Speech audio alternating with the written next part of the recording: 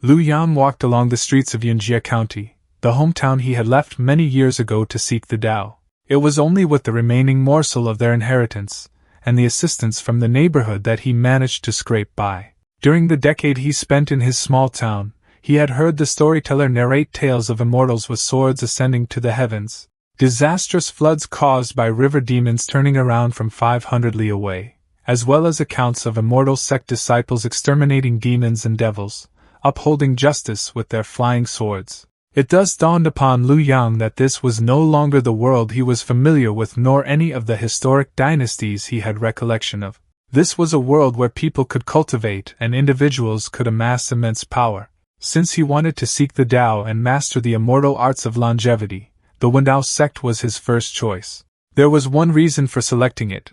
The Wendao Sect was the only sect in the vicinity. Amid the pouring rain, a solitary figure was trudging alone along the narrow path leading to Wendao Sect. A young maiden with long, flowing silver hair and an ethereal aura like a celestial fairy descending to the mortal world. "Hello, big sister," a voice rang out from the nearby horse carriage. The old horse continued on for a few more steps before gradually coming to a halt. The man continued speaking in a gentle voice. "Walking in this direction, you must also be heading to the Wendao Sect to participate in the trials. Since it's raining, why not get in the carriage and rest your feet?" The woman seemed slightly surprised, but she agreed after giving it a brief thought, the moment she got on the carriage. She spoke politely. "Yunji thanks you both." Sitting opposite her were two young men. The young man with blue hair, holding a fan in his hand, introduced himself. "I am Meng Jingzhou. There's no need to be so polite, big sister. After all, we are on the same path, and we might even be in the same sect in the future." The remaining one was our male protagonist. He cupped his hands together and greeted politely. "I am Lu Yan. Big sister doesn't need to thank me either. I was also invited onto the carriage by Brother Meng while I was traveling." The moment she got on the carriage, Meng Jingzhou and Lu Yang were left dumbfounded. Despite priding himself on his extensive life experience, even Meng Jingzhou found the woman before him to be the most beautiful he had ever laid eyes upon. Not to mention Lu Yang, the most attractive woman the latter had ever seen was the tofu-selling young widow next door. Naturally, Lu Yang was a proper gentleman and bore no indecorous thoughts toward her. Meng Jingzhou eagerly pressed on. "Ha ha ha, it's all fate. Brother Lu and I have had a great chat, and we were just talking about the Wendao Sect's entrance test." Young Master Meng spoke incessantly and enthusiastically about the strict admission regulations. The Wendao Sect, one of the 5 great immortal sects, is notoriously strict when it comes to recruiting disciples. First, one must be under 16 years of age. Second, one's spiritual root must not be too poor. Finally, one must pass 2 stages of trials. He explained. The first stage tests decision-making. A flying sword goes out of control. Do you ignore it and let it stab 5 people to death? Or do you divert it to stab 1 person next to it? The second stage tests integrity. There is a mirror in the Tao-seeking sect that can ascertain whether your words are true or false. If it detects that you are lying, you will be disqualified immediately. Who is the most handsome person in the world? Ha ha, me. Truth, you passed. You face a mirror that can distinguish truth from lies, answer its questions, and you cannot lie. Only by passing these 2 stages will you qualify to become a disciple of the Wendao Sect. If you too have any questions, you can ask me. Upon hearing that, Lu Yang joyfully stood up and raised his hand, eagerly seizing the chance to ask first. But Meng Jingzhou smiled with his eyes curved into crescents as he looked toward the girl and said, "Ahem, ladies first, big sister Yunji, you go first." Yunji asked softly, "The contents of these trials are kept secret. May I ask how young Master Meng came to know of them?" Meng Jingzhou proudly opened his fan, preparing to reveal a heaven-shaking, earth-shattering secret. "I bought them for a hefty sum from an elder of the Wendao Sect. Today I traveled alone to participate in the Wendao Sect's trials. It is fate that I met you 2 fellow Taoists on the way, so I shared this matter with you, but please do not spread it around." Lu Yang was utterly shocked upon hearing that. Isn't this cheating? We're not far from the Wendao Sect now. If a mighty expert of the Wendao Sect were passing by and accidentally overheard. The transmigrator guy frantically flung open the window and shouted loudly, "I didn't ask voluntarily. I'm a victim too, if there were a passing Wendao Sect. At that exact moment, outside the horse carriage, on a large tree, a mysterious figure in a black cloak was faintly visible, lurking in the pouring rain. Meng Jingzhou hurriedly covered Lu Yang's mouth and reassured him, "Don't worry, Brother Lu, listen to me. My carriage is no ordinary one, it's a 3-no carriage." Lu Yang was puzzled. 3-no? Young Master Meng confidently affirmed, "Of course. No obstruction, equipped with a one-way observation window, the owner can observe the outside from the inside. No bumps, equipped with super shock absorbers and jade horses, no bumps on any terrain. No detection, equipped with a switchable privacy mode, the carriage interior cannot be probed by divine sense. Safe, comfortable, long endurance." Lu Yang finally breathed a sigh of relief. "I see." Young Master Meng then teased, "I didn't expect Brother Lu to be so upright, it's my..." But upon hearing the word safe, Lu Yang instantly did a complete turnaround. "Since no one can hear us, Brother Meng, give me more details. Are there any walk-throughs to pass?" "The guaranteed to pass kind." The other two were left speechless. The carriage continued forward and entered the sect gate through the rain. Lu Yang peeked his head out of the window. "Oh, the rain has stopped." Meng Jingzhou explained, "No, it's the Wendao Sect protecting grand array that blocked the rain." Lifting his head, Meng Jingzhou saw a multitude of mystical beasts and immortal magic devices heading straight for the towering mountain that seemed to pierce the sky. Looking at the scene before him, he couldn't help but exclaim in shock, "Oh my God, this mountain gateway is way more imposing than our Meng families." In Lu Yang's heart, he was extremely moved. "It's been over 10 years since I transmigrated to this world, and I've finally seen real cultivators." But worries about his spiritual root suddenly surged. Lu Yang feared he might not meet the requirements to join the sect. Meng Jingzhou looked at the disciples flying above, then patted his new friend's shoulder encouragingly. "Brother Lu, look at those cultivators. They are all core disciples of the Wendao Sect, under the tutelage of various major elders. Who knows, they might be our senior brothers and sisters in the future." The great powers of the sect appeared with dignified and solemn bearing to begin the ceremony. Meng Jingzhou rubbed his hands nervously. "They look like they're all ready. Once the host of the trials arrives, the first stage of testing spiritual roots will begin. This aura, it's making me a bit nervous. What about you, Brother Lu?" Lu Yang replied, "I'm nervous too." He turned around, wanting to check if Yunji was excited or anxious. "Miss Yunji, you?" Before Lu Yang could finish his sentence, Yunji had already ambled away. A white lotus flower appeared beneath her feet in sync with every step through the air, accentuating her delicate frame. An uproar erupted among the crowd, prompting the senior clan members to shush their juniors as beads of cold sweat broke out on their foreheads. Lu Yang and Meng Jingzhou were stunned out of their wits, unable to believe their eyes. "Brother Meng, what's going on here?"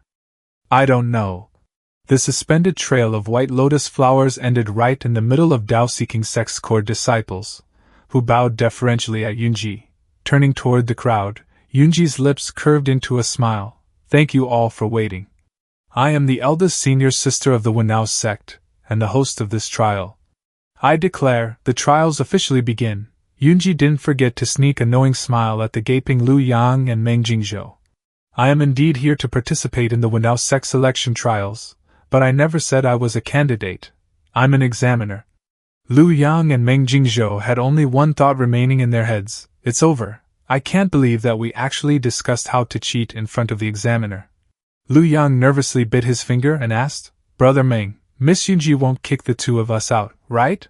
Meng Jingzhou suddenly flew into a rage and shouted, "Not afraid. If we get kicked out in public, we can use that humiliation as motivation to work hard, constantly encounter fortuitous opportunities, soar into the sky, and become an existence that even the 5 great immortal sects look up to.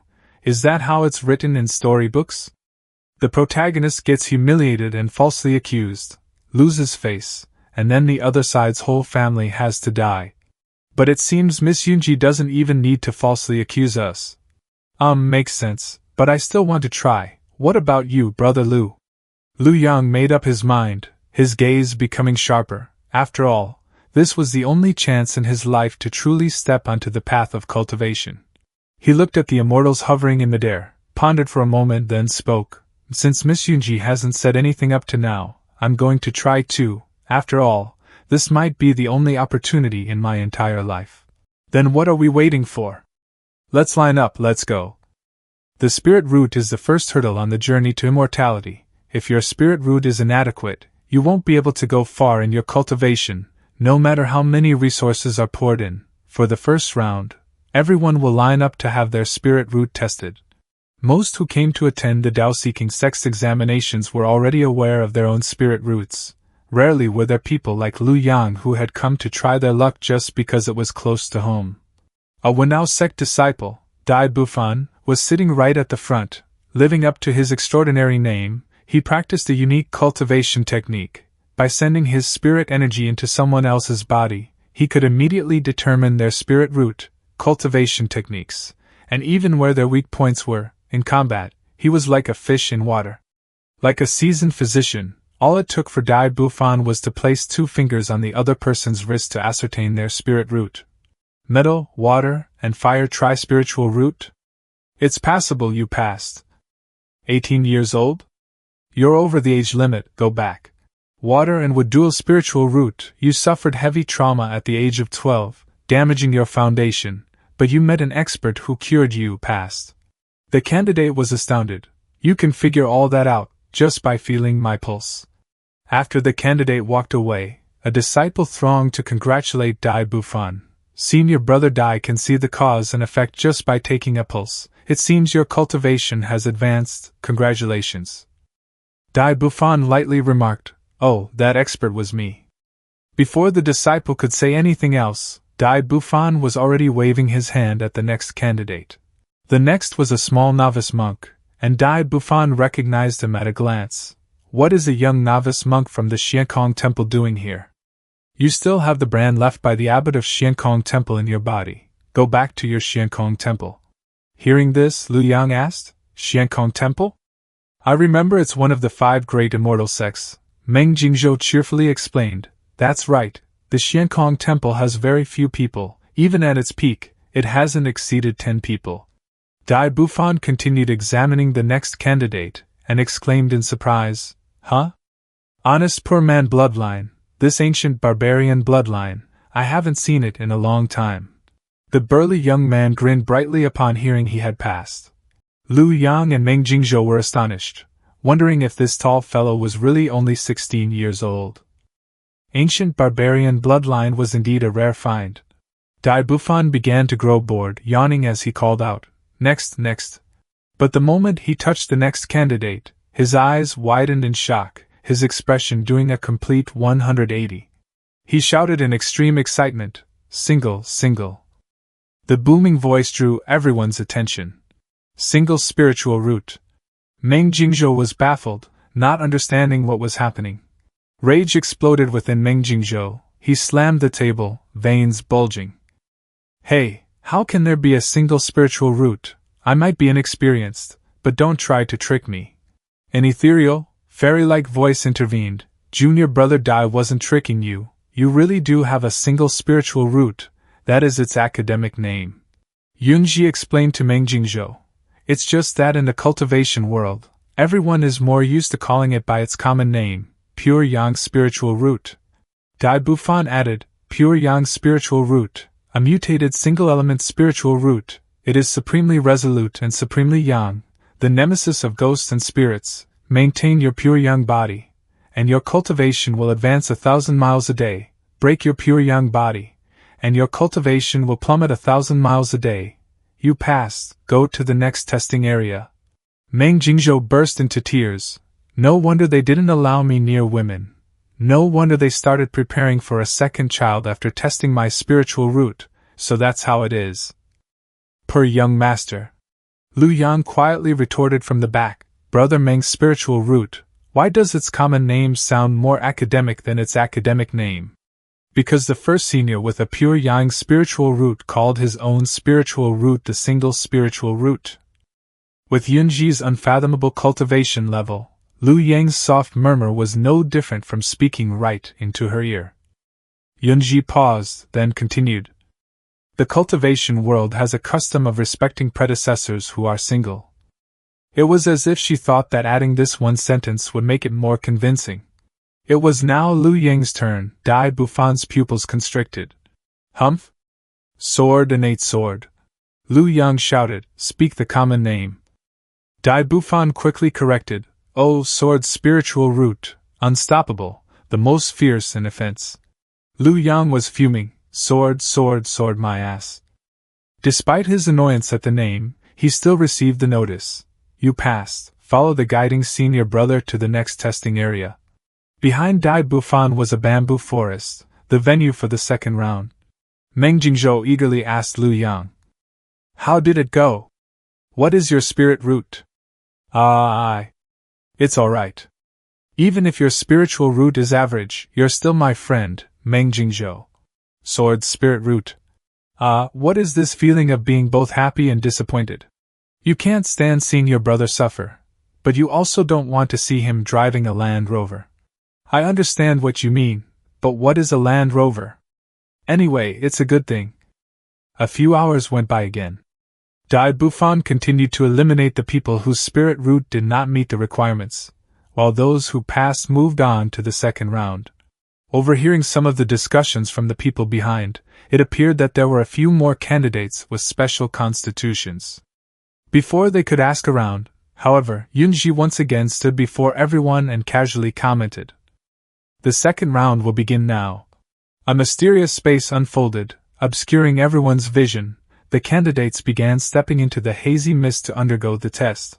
Meng Jingzhou exclaimed nervously, this is? Brother Liu, this fog isn't quite right. Everyone began to feel uneasy at the sudden change in their surroundings. Liu Yang tried to reassure his friend, Brother Liu, don't panic, naturally, we can't consult each other during the second test's flying sword examination. This fog probably just wants to separate us. The two steeled their resolve, so be it. Brother Liu, see you at the finish line. Brother Liu, that's right, see you at the finish line. Meanwhile, in the observation area, Dai Bufan commented, I hope more can pass. There are a few good seedlings in this batch. It would be a pity if they failed at the second test. Hearing this, Yunji asked, Junior brother Dai, who do you think can pass the second test? Dai Bufan stroked his chin and analyzed, naturally, it's that ancient barbarian. They are famous for being simple-minded. Those with the single spiritual root and sword spiritual root are not bad either. They look like honest people at first glance. Honest people? Yunji immediately recalled the scene of Liu Yang and Meng Jingzhou plotting their cheating scheme. She then asked, by the way, Junior brother Dai, is there any elder who is short of money lately? Dai Bufan was puzzled. I haven't heard of any. Eldest senior sister, why do you ask? Yunji replied calmly, oh, I heard that an elder sold the information about our test stages from 20 years ago. This statement caused Dai Bufan and the disciples behind him to turn pale, cold sweat pouring down their faces. Dai Bufan explained the new round to Yunji. Eldest senior sister, there is no need to worry. Our examination venue is the bamboo forest illusion. It can make people forget their identities and the test, forget everything, and react most genuinely according to their true nature, Dai Bufan further emphasized. Moreover, the current test questions are completely different from 20 years ago. They were designed by Senior River Spirit of the Bamboo Forest, testing honesty and greed. The burly man from the ancient barbarian tribe was called Mangu. His name meant barbaric nature, which bore the same term as his bloodlines. He scanned his surroundings in bafflement. Having completely forgotten what had transpired a while ago, he was standing beside a picturesquely shimmering river, and in his hand was a worn-out axe. Suddenly, the old axe slipped from his hand and fell into the small river. Mangu was just about to retrieve it when he noticed the river's surface bubbling. The size of the bubbles expanded until a fountain of water gushed out, and a celestial-like figure appeared. The old man held up a worn-out axe and asked, Young man, I am the river spirit. Did you just drop this worn-out axe? Or this spirit artifact mountain-splitting axe? Or perhaps this immortal artifact heaven-splitting axe? The mountain-splitting axe and the heaven-splitting axe were two renowned axes in the central continent. Even mortals with no talent could soar to magnificent heights and become prominent figures if they got hold of these two axes. Mangu blurted out, It was the worn-out axe. The river spirit smiled faintly. What an honest young man. I will give all 3 of these axes to you. And thus, Mangu passed the second round. In the distance, Dai Bufan crossed his arms proudly. The condition to pass this stage is to obtain 3 axes. And the method is to honestly answer the river spirit's question. I said before that ancient barbarians are simple-minded, so passing this stage won't be a problem. He began to pay attention to the next group. Let me see how the boys with the single spiritual root and the sword's spiritual root will choose. The river spirit emerged once more, inquiring cordially, Young man, I am the river spirit. Did you just drop this worn-out axe? Or this spirit artifact mountain-splitting axe? Or perhaps this immortal artifact heaven-splitting axe? Lu Yang was puzzled, feeling like there was some strange force compelling him to drop the axe, bent down, sweeping his gaze over the 3 different axes. Raising his head, he stared at the river spirit pitifully, as if the latter was a fool. 2 of the axes belong to you. Don't you know which axes you own? Why are you asking me instead? The river spirit's smile froze in place, stumped for words. He could only follow Lu Yang's rhythm. I truly don't know which 2 axes belong to me. Lu Yang eyed the river spirit warily. In that case, if I choose an axe, you are not going to suddenly recover your memory and tell me which 2 axes are yours, right? Of course not, the river spirit vowed. The river spirit thought to himself, I'll just give you whichever you choose, since you need 3 to pass the test anyway. Lu Yang said calmly, Let me take a look at the 3 axes. The river spirit handed the 3 axes to Lu Yang. He muttered, Tricking me won't work, you know. Only the one you dropped counts as yours. The rules I set are comprehensively considered and foolproof. Lu Yang continued, All right, now ask me again. The river spirit reflexively repeated, Did you drop the worn-out axe? Or the spirit artifact mountain-splitting axe? Or perhaps the immortal artifact heaven-splitting axe? Before the old man could react, Lu Yang threw all of them into the river right in front of him. He pretended to be naive and exclaimed, I dropped all of them. The river spirit. Gritting his teeth, he could only say, What an honest young man, you may have all 3 axes. My axes? Meng Jingzhou hollered in the illusionary domain. His first thought was to go into the water to retrieve his axe. The river spirit appeared on the river's surface, holding 3 axes. Young man, you. Before the river spirit could finish, he witnessed Meng Jingzhou diving straight into the river. The bubbles he makes are even larger than mine. What on earth is going on? The river spirit was stupefied. It was his first time encountering such a situation. Before the river spirit could figure out what Meng Jingzhou was up to, something unusual happened once again. Ripples on the river's surface grew more rampant, prompting the river spirit to knit his brow. I am controlling my power well, so it shouldn't be due to my aura waves. 3 water jets spurted out of the river, spraying golden mist across the whole river which shrouded the river spirit's view. 3 figures appeared. They all bore Meng Jingzhou's appearance. But it was not a stretch to say that their mannerisms were completely different from the original. In front of him were Meng Jingzhou the mortal, Meng Jingzhou the formidable cultivator, and Meng Jingzhou the immortal. This phenomenon could be explained by the illusionary domain's fundamental principle. Anything that falls into the river would manifest in 3 forms: mortal, spirit, and immortal. Handed over, the 3 Meng Jingzhous requested simultaneously, grabbing their respective axes. With immortal Meng Jingzhou around, the river spirit was at his mercy. Immortal Meng Jingzhou obtained the heaven-splitting axe, the immortal artifact. Formidable cultivator Meng Jingzhou obtained the mountain-splitting axe, the spirit artifact, and the mortal Meng Jingzhou took advantage of the other 2's presence to deftly swipe the worn-out axe before the river spirit could register what was happening.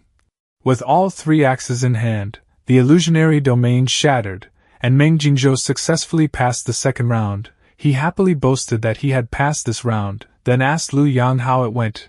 He calmly replied, Piece of cake. Lu Yang mocked. They even changed the test questions. Was it useful? Young Master Meng answered decisively, completely useless. Then the 2 burst into laughter. Behind them, the examiners were hidden in the mist, quietly observing. Hearing this, Yunji and the Wendao Sect disciples all glanced at Dai Bufan, their looks seeming to say, Looks like an honest person at first glance.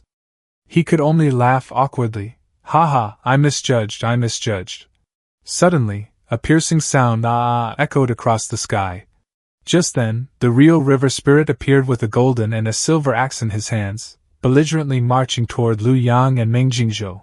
Where are those two little brats? I must teach them a good lesson today. The other disciples hurriedly tried to stop him. Senior River Spirit, please quell your anger. Senior River Spirit, calm down first. But he kept roaring, don't anyone stop me. I'm going to break their arms and legs, reattach them, and then chop them off 100 times. In the end, it required Dai Bufan's intervention to restrain the incensed river spirit. Senior, please quell your anger. If something happens to the participants of the test, the Wendao Sect will be laughed at if word gets out. Dai Bufan, this third test was personally designed by me. Dai Bufan, it will definitely teach these two a lesson. River Spirit turned and growled, what is your test? Mount Wenxin. A miniature mountain appeared in Dai Bufan's palm. He explained, a wondrous item refined by an elder of my Wendao Sect. On the mountain, immortals and mortals are equal, and everyone's physique is unified. Senior, just wait and see these two brats suffer a setback. With a flip of his hand, a mountain the size of his palm materialized. Within the time span of a few breaths, it had already shot up to a few hundred zhang in height.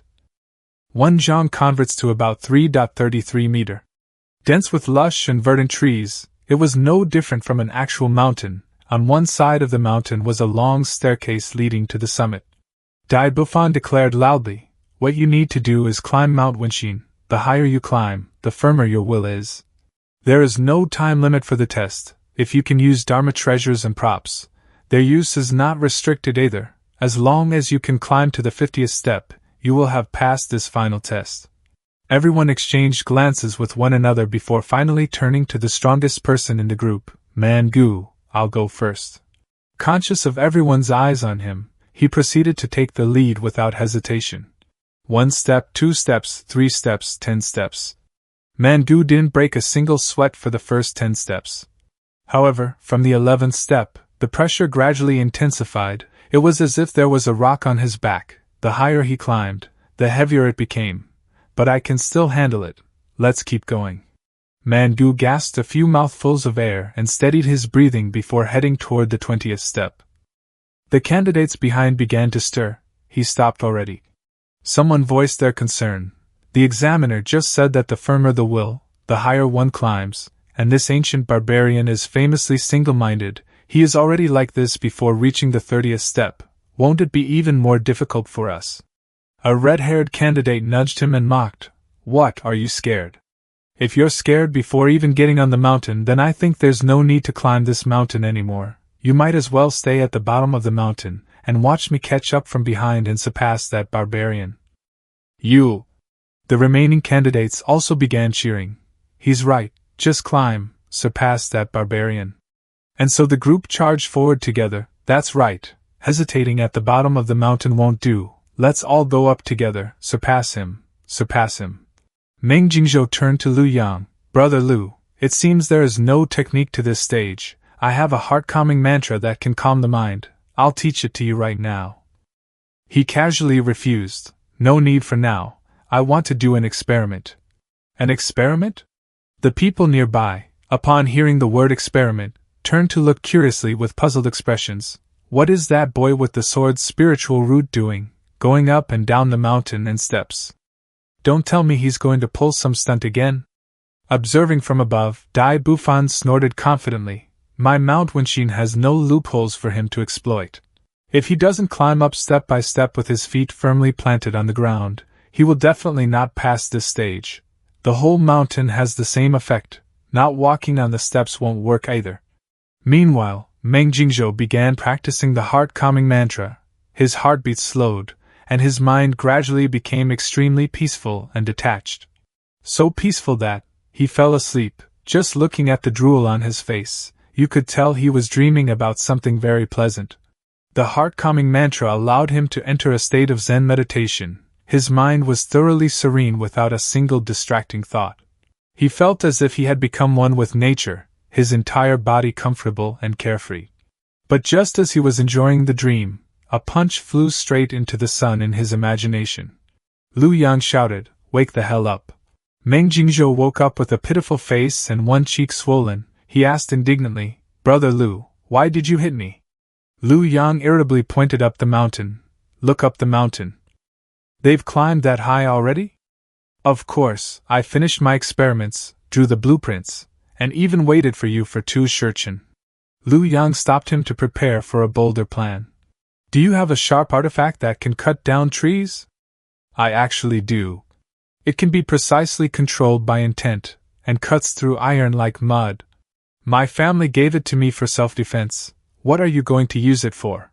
Lu Yang grinned in delight after finding a suitable tool. "Great, with this, we won't have to use the exhausting, stupid method to climb the mountain." Seeing this, Meng Jingzhou asked, "How do we pass the test by climbing? Did Brother Lu think of something?"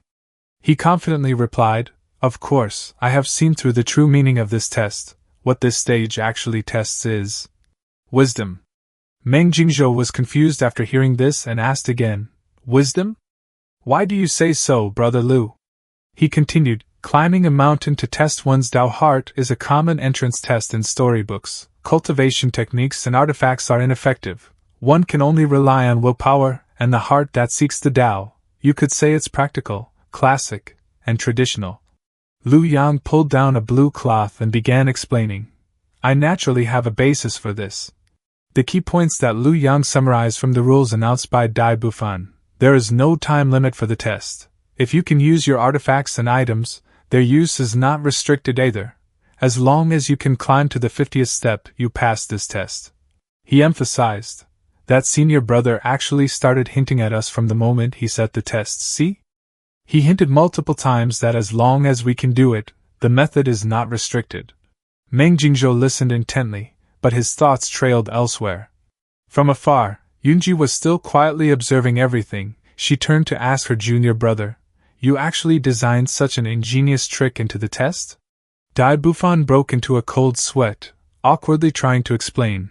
"That's right. After all, both the heart that seeks the Tao and the method of seeking the Tao are quite important." "Yes, that's exactly it." The other disciples whispered among themselves.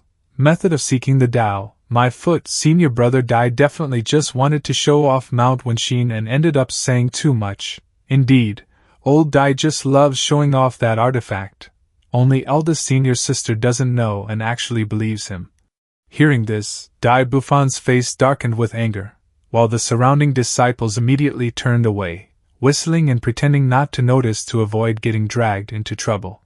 Back to the test, a candidate's legs were heavily stepping forward on the rough stone steps of the mountain. Meng Jingzhou jumped from one step to another following Lu Yang's instructions to verify the hypothesis. Brother Lu was absolutely right. When I jumped up from the first step, before my feet touched the ground, there was no change at all. It was the same when I jumped back from the 5th step. It was only after I landed that my body suddenly felt lighter. After going up the mountain, our physiques were unified and artifacts were disabled. There must be a reason why such a loophole was left amidst all the strict rules. I believe you, Brother Lu, but how can we, with mortal bodies, climb to the 50th step without stepping on the ground? I've already designed it. Look here, Brother Meng. Lu Yang showed off his blueprint of a giant wooden ladder. Meng Jingzhou exclaimed in admiration. "Wow, Brother Lu, you also know woodworking and mechanics?" They continued discussing their plan under the curious gazes of the Wendao Sect disciples. "The dagger can't fly on the mountain, but chopping down trees is easy. We let the trees roll down the mountain, then use intent to control the dagger to process the wood." Great, great, great! How much force does your dagger have? When controlled by intent, it can exert 1,000 caddies of force. After cutting the wood, they began the assembly process. That's enough. We can have it help install some of the heavier components, especially the long ladder at the top. Without it, the two of us couldn't possibly push it up. Brother Lu, I don't understand the shape of this part here. It's like this. You piece it together like this, then twist it, and finally insert the wedge. This is the most standard mortise and tenon structure. Got it, got it. But wouldn't it be slow for us to build such a huge ladder? Don't worry, that barbarian reached the 40th step half an hour ago. He'll only get slower from here on out. Meanwhile, the candidates in the distance were crawling forward, drenched in sweat under immense spiritual pressure. Mangu was straining to move inch by inch. 41, he roared in pain, snot and tears streaming down as he struggled against the heavy pressure of Mount Wenqin. The now bare surrounding land looked as if a colossal pig demon had gnawed it clean. The two at the bottom of the steps were also drenched in sweat and gasping for air. They had spent half the day chopping trees and going through multiple rounds of trial and error before finally assembling a ladder. The red-haired candidate struggling up the mountain suddenly froze when he saw a massive wooden ladder appear beside him out of nowhere. Meng Jingzhou placed his hands on his hips and laughed loudly. Easy peasy. He felt extremely refreshed after completing the construction without expending any downhard effort, while Lu Yang beside him nodded smugly. Young Master Meng's small sword appeared with an exhausted expression. I did all the work, of course it's easy for you. It was Brother Lu's idea, so Brother Lu should go first. Quick, quick, hurry up and get on. The fastest, Mangu, is only one step away. Meng Jingzhou hurriedly dragged Lu Yang away, leaving Dai Bufan staring blankly at the devastated forest. He clenched his fists unconsciously, his eyes twitching. My mountain, my trees, my test question. Meanwhile, the old river spirit laughed gleefully. Ha ha ha, little Dai did a good job. You've sacrificed a lot for the sect's talent selection. Not only did you expose the loophole of Wenqin, but a large chunk of it was chopped bald. Such a sacrifice is truly great. Yunji also turned and said meaningfully, You indeed did a good job, junior brother Dai. Dai Bufan, with a darkened face full of grievance, forced a smile and gritted his teeth word by word. Hee hee, senior river spirit, eldest senior sister, this is what I should do. Little Dai. Only these two truly appreciated your well-intentioned efforts. You'll have to take good care of them in the future. Of course, senior river spirit, does this mean you're no longer angry? Since little Dai is so magnanimous, how can a senior like me be petty? The river spirit pointed toward the mountainside. Look, the two of them are already climbing up.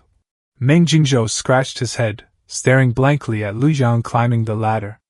He asked, Brother Lu, what are you doing this? Lu Yang trembled as he climbed. This is too high, it's a bit dangerous. Is this high? Brother Lu, you wouldn't happen to be afraid of heights, would you? What do you know, this is called safety first. Charge, charge, charge, forward, forward, the further forward, the lower and safer it gets. After much effort, Mangu finally reached the 49th step with all his remaining strength, the last step. Looking at the 50th step in front of him, he exclaimed in immense relief, convinced he was the first to conquer the challenge. Before Mangu could even steady himself, Lu Yang fell from the sky with a bright smile. Arrived, finally arrived, first place, haha. One firm step landed on the ground at the finish line. The Mount Wenqin climbing challenge was completed in a spectacular and highly unconventional way. Suddenly, a loud sound rang out, gravity abruptly increased, causing Lu Yang, who had just jumped down from the ladder, to smash face first into the ground. He hurriedly reached out, Brother Meng care. But it was too late. Meng Jingzhou also landed face first in an artistic manner, producing a sharp sound. Despite his face covered in blood from the fall, he still raised his hand in victory and greedily grinned. You're too late, Brother Lu, but I am second. The next to step onto the 50th step was Mangu, who stood there panting, staring at the two strange fellows with a puzzled expression. Meng Jingzhou waved friendly. Come, Brother Mangu, sit here. Meanwhile, Lu Yang turned down and shouted, Future fellow disciples, keep going. Young Master Meng asked, What does keep going mean? Lu Yang explained with a smile. It means work hard, sprint, and hurry up. Meng Jingzhou suggested, Then let's cheer them on together. So the three of them sat on the mountaintop, waving and shouting encouragement to the struggling crowd below. The red-haired candidate finally erupted with power, letting out a powerful roar and sprinting upward like a god. All the remaining candidates followed suit. The cries of keep going echoed everywhere. They were no longer climbing in silence and suffering, but truly battling themselves under the watch and encouragement of those who had already finished. As the sunset gradually descended upon the majestic Mount Wenqin, the cheers continued without end. This Daoheart test had inadvertently turned into a festival of relentless effort. A faint smile appeared on Dai Buffan's face as he observed from afar. He and the eldest senior sister looked toward the candidates and nodded in satisfaction. These two brats are actually quite interesting. Yunji lightly waved her hand, the bells at her wrist chiming softly. Mist surged forth, condensing into a drifting cloud that lifted everyone into the air. She added in a composed tone, "Congratulations, you have successfully passed the 3 trials and are now disciples of the Wendao Sect. Behold, what lies before you is the Wendao Sect." Gazing at the breathtaking scene before them, the crowd burst into admiration. "Wow, it's beautiful. So this is the Wendao Sect, how grand and imposing. Truly magnificent. Is this really the Wendao Sect?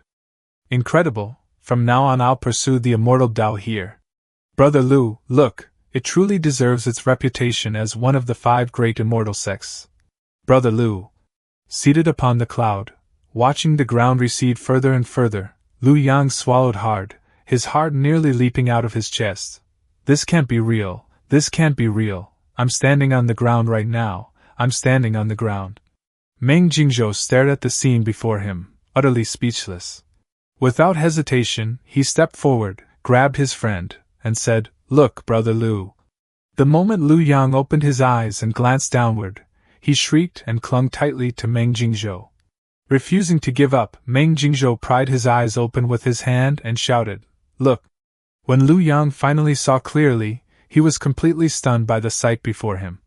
At the center of a vast mountain range stood a towering peak, its steep cliffs piercing straight into the clouds like a divine sword. Surrounding it were 8 mountains, each radiating unique and captivating aura waves. Yunji explained calmly, "The core of the Wendao Sect consists of 9 peaks. The central peak is Tianmen Peak, belonging to the sect leader. The other 8 peaks belong to the 8 elders. Each elder specializes in a different field, and the functions of these peaks vary accordingly. As for the remaining mountains, some serve as trial grounds, some extend from the elders' peaks, some are cultivation areas for disciples, and others are dangerous forbidden lands. The specifics of each peak cannot be explained in a few words. You will discover them in time. For the next month, the Wendao Sect emphasizes destiny. You may explore freely. After 1 month, you must choose an elder as your master, of course. The elder must also be willing to accept you. Greetings, eldest senior sister. Brother Yu, you can put me down now." Man Gu was straightforward in voicing his question. "What if we wander into a dangerous area? Are we only allowed to choose elders as masters? Can we not choose the sect leader?" She replied indifferently, "All dangerous places are guarded. You may explore as you wish. The sect leader can also be chosen, however, he has never been fond of teaching disciples, so your chances are extremely slim."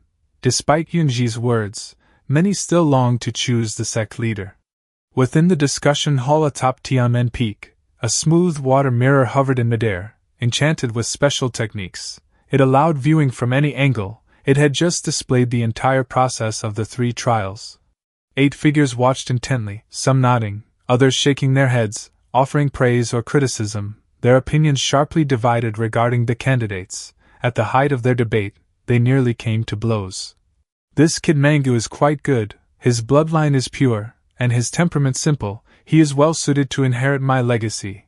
And that feathered immortal physique, immune to all methods, flawless and unmatched. It has been a long time since I've seen such talent. Li Haoran with the fire spiritual root is a fine candidate for both alchemy and artifact forging, but his temperament is too impatient." Bia Yen, the second elder, noticed the 2 youths and spoke. "As for the young man from the Meng family and Lu Yang, one possesses a pure Yang spirit root while the other has a sword spirit root. Both show great promise. The way they passed the trials was also ingenious, leaving everyone astonished. Such remarkable potential." Then, he glanced at the person next to him and asked, "Why not take them under your wing, big brother?" Qin Jianyan, the first elder, responded calmly, "If you value them so much, second brother, why don't you accept them yourself?" The second elder replied again, "I'm not suited, first elder, you only had 1 disciple, and they've already completed their training. Do you truly intend to idle away until retirement?" The first elder retorted, "I merely wish to retire peacefully. What's wrong with that? If you like them, take both yourself." The argument escalated. "You old rogue, I'll suppress you. How can you lack all ambition? And what if I refuse? You. Look, the Yunji girl told the others to find their quarters and kept these two behind, another elder pointed out. After everyone left, Lu Yang and Meng Jingzhou exchanged uneasy glances. Brother Lu, why do I have a bad feeling? Letting us pass first and then settling accounts, she wouldn't be that obvious, right? After a long silence, Yunji finally spoke slowly. You two. The moment her voice rang out, both of them jumped, stood upright, and shouted, Greetings, eldest senior sister, awaiting your instructions, eldest senior sister. Yunji continued coldly. I did not expect the two of you to pass the trials, and even rank among the top, but do not grow arrogant. The ancient barbarian Mangu, the feathered immortal physique Tao Yaya behind you, and Li Haoran with the fire spiritual root, all are geniuses no less than you. Hearing the word geniuses, Meng Jingzhou puffed up proudly and winked at Lu Yang. Then he looked up at the sky and said loudly, The feathered immortal physique is extremely rare, yet eldest senior sister said she ranked behind us, she flatters us too much. Lu Yang sighed helplessly. Senior sister probably meant that the one with the metamorphic immortal physique was standing behind us in line. Meng Jingzhou froze for a moment, then stammered awkwardly, Ah, is that so? I see. Yunji interrupted. I kept you here not only to remind you to remain grounded and guard against arrogance, but also to offer guidance. Sensing her serious tone, the two quickly pledged diligence in their cultivation. Seeing their sincerity, Yunji's expression softened slightly. After all, you did give me a ride. Meng Jingzhou, you possess the pure yang spirit root, your vitality is overwhelming, making you the natural bane of ghosts and demons. The third elder excels in this path. You may take him as your master. Lu Yang, you have the sword spirit root, the one most proficient in sword Dao within our sect is master, the sect leader, you should take him as your master. Overjoyed, Meng Jingzhou bowed. Thank you for your guidance, eldest senior sister. Lu Yang was stunned. But senior sister, you just said the sect leader does not like taking disciples. He also noticed the difference in her wording. To Meng Jingzhou, she said he can choose, but to him, she said he should. The meaning was completely different. It's fine, I can decide on his behalf regarding disciples. Yunji's calm tone left Lu Yang utterly speechless. After Yunji left, Lu Yang and Meng Jingzhou also went to inspect their cave dwelling. On the way, Lu Yang reminded, in a month, it won't just be us choosing an elder, the elders will also be choosing us. The basis for their choice will definitely be our performance over this month, your personality, your preferences, and how you choose to spend this month will all affect how the elders view you. Meng Jingzhou wondered, then what should we do this month to gain the elders' attention? Lu Yang replied with a knowing expression, deliberately disguising yourself well might catch the elders' attention, but it will also affect their judgment. If you end up acknowledging the wrong master and are assigned an unsuitable cultivation method, it will be disastrous. Meng Jingzhou pondered for a moment before saying, so we should just do whatever we want, right? Will that really allow us to cultivate into someone who acts with reckless abandon and supreme arrogance? In the end, Lu Yang could only click his tongue and reluctantly accept that idea. The first day of their journey of free exploration began in front of the majestic scripture pavilion. Lu Yang held his name token in hand, marking his status as a new disciple. Then he took out the Wendao Sect map and looked at it. On it was a small note. Exclusive for new disciples, everyone is free to choose where to go. For those who know nothing about cultivation, it is recommended to go to Yanchuan Peak to learn basic knowledge, or head to the scripture pavilion for self-study. Lu Yang looked at the map and muttered, this map really isn't very detailed.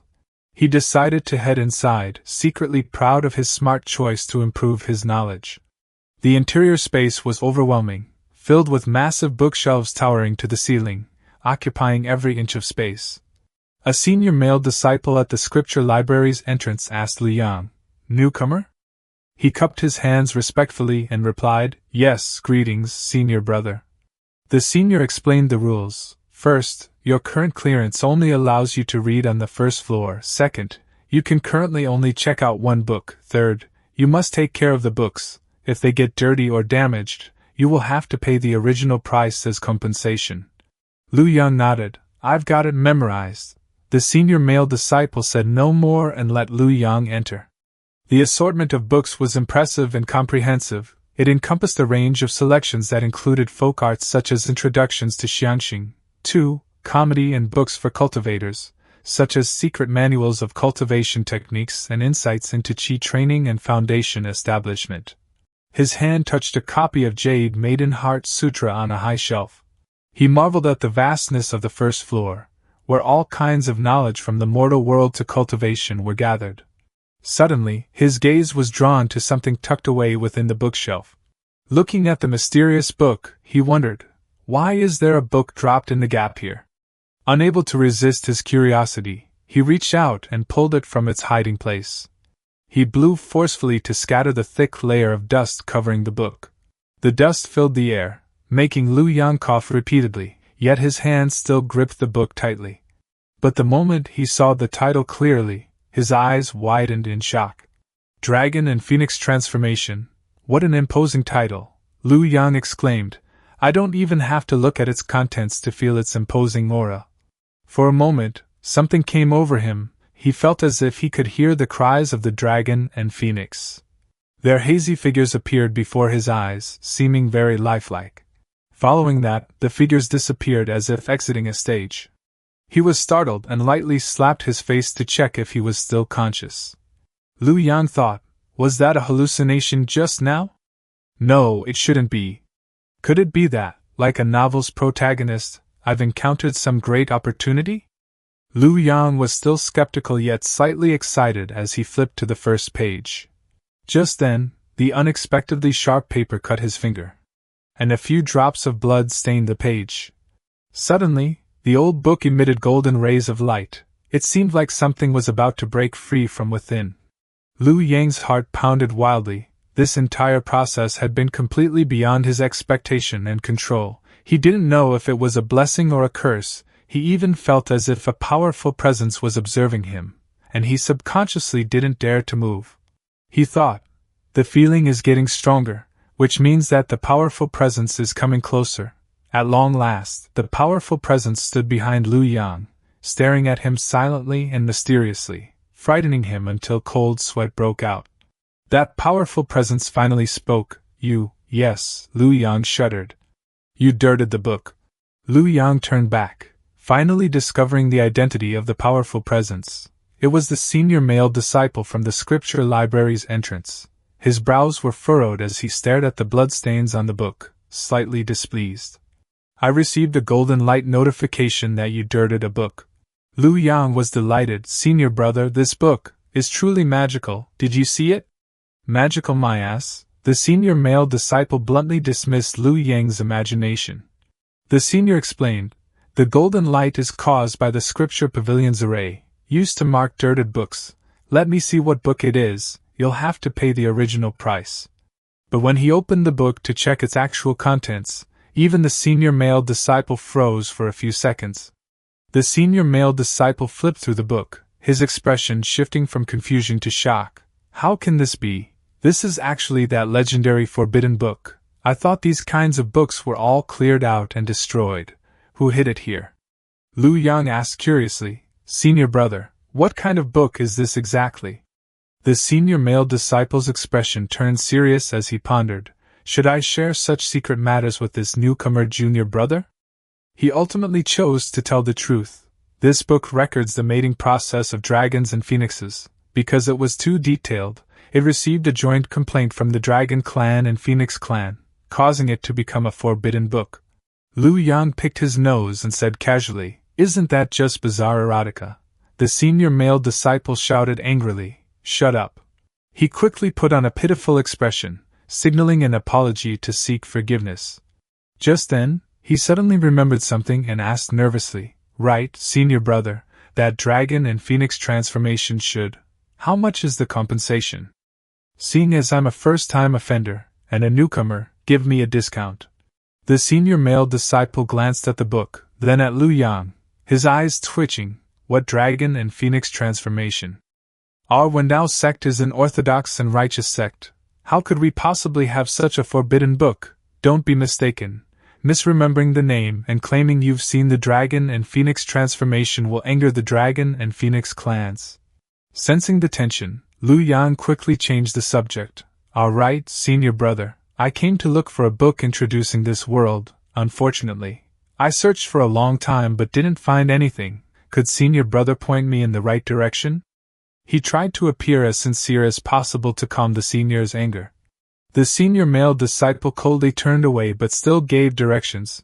Go 3 shelves to the left, 5th row from the bottom, and just look for a book named Geography of the Continent. Hearing this, Lu Yang bowed respectfully. Thanks a lot, thanks a lot. The two exchanged glances with faint smiles, as if they had truly understood each other's intentions.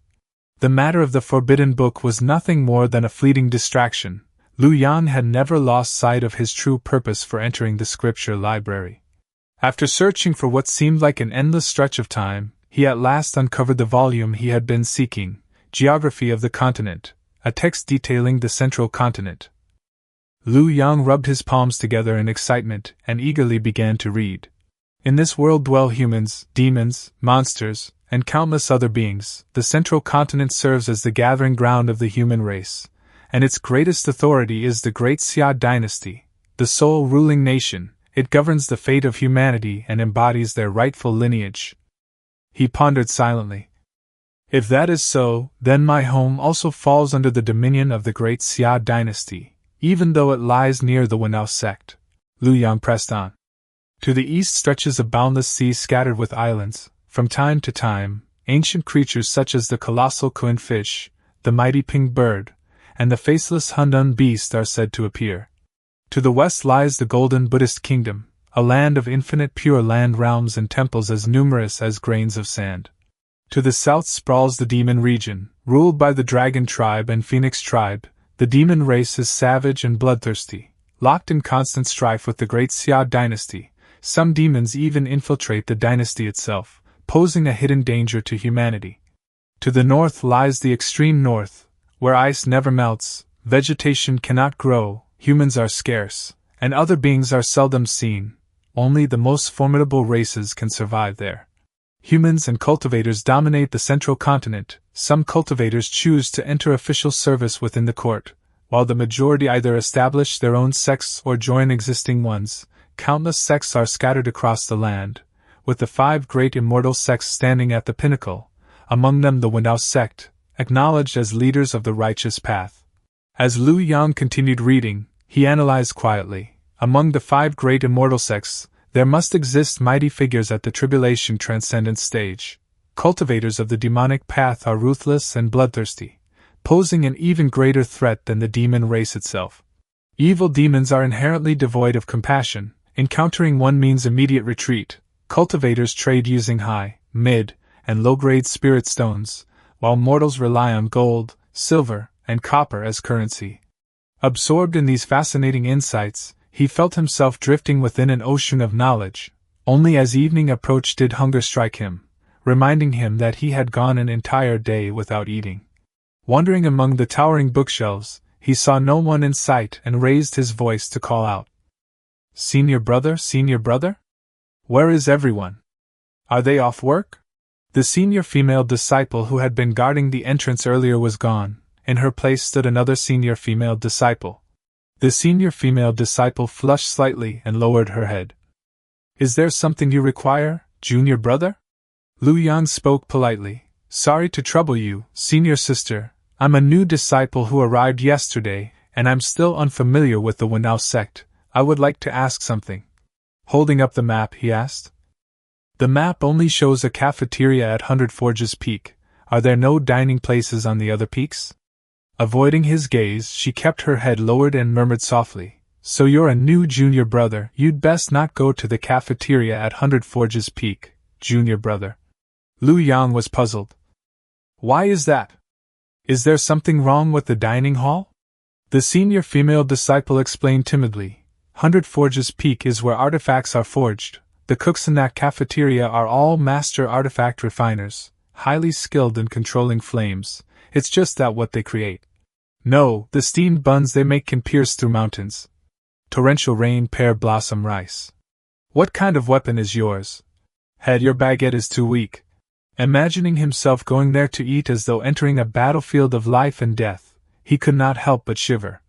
Observing Lu Yang's plain clothing, the senior female disciple hesitated briefly. Besides, buying weapons, oh, no, eating at the cafeteria requires spirit stones. But junior brother doesn't seem to have any spirit stones. Most cultivators may not dress lavishly, but their garments are usually made from materials like celestial silkworm silk, resistant to fire and water. From Lu Yang's simple outfit patched with numerous scraps, she could immediately tell he came from a mortal background. He collapsed flat onto the ground, thinking bitterly. She saw right through me. Is my poor aura really that obvious? Seeing this, the senior female disciple quickly tried to console him. No, don't feel discouraged. The Wendao Sect has many disciples from mortal origins, junior brother. You can go to Pill Cauldron Peak and ask the senior brothers and sisters there for discarded fasting pills. They may be called discarded, but it's only because their quality isn't high enough. There's no need to worry about them being ineffective or poisonous. Junior brother. Hearing that there was free food and that it was safe, Lu Yang brightened immediately. I understand. I am Lu Yang. Thank you, senior sister. May I ask your name? Blushing slightly, she introduced herself as Jo Lulu.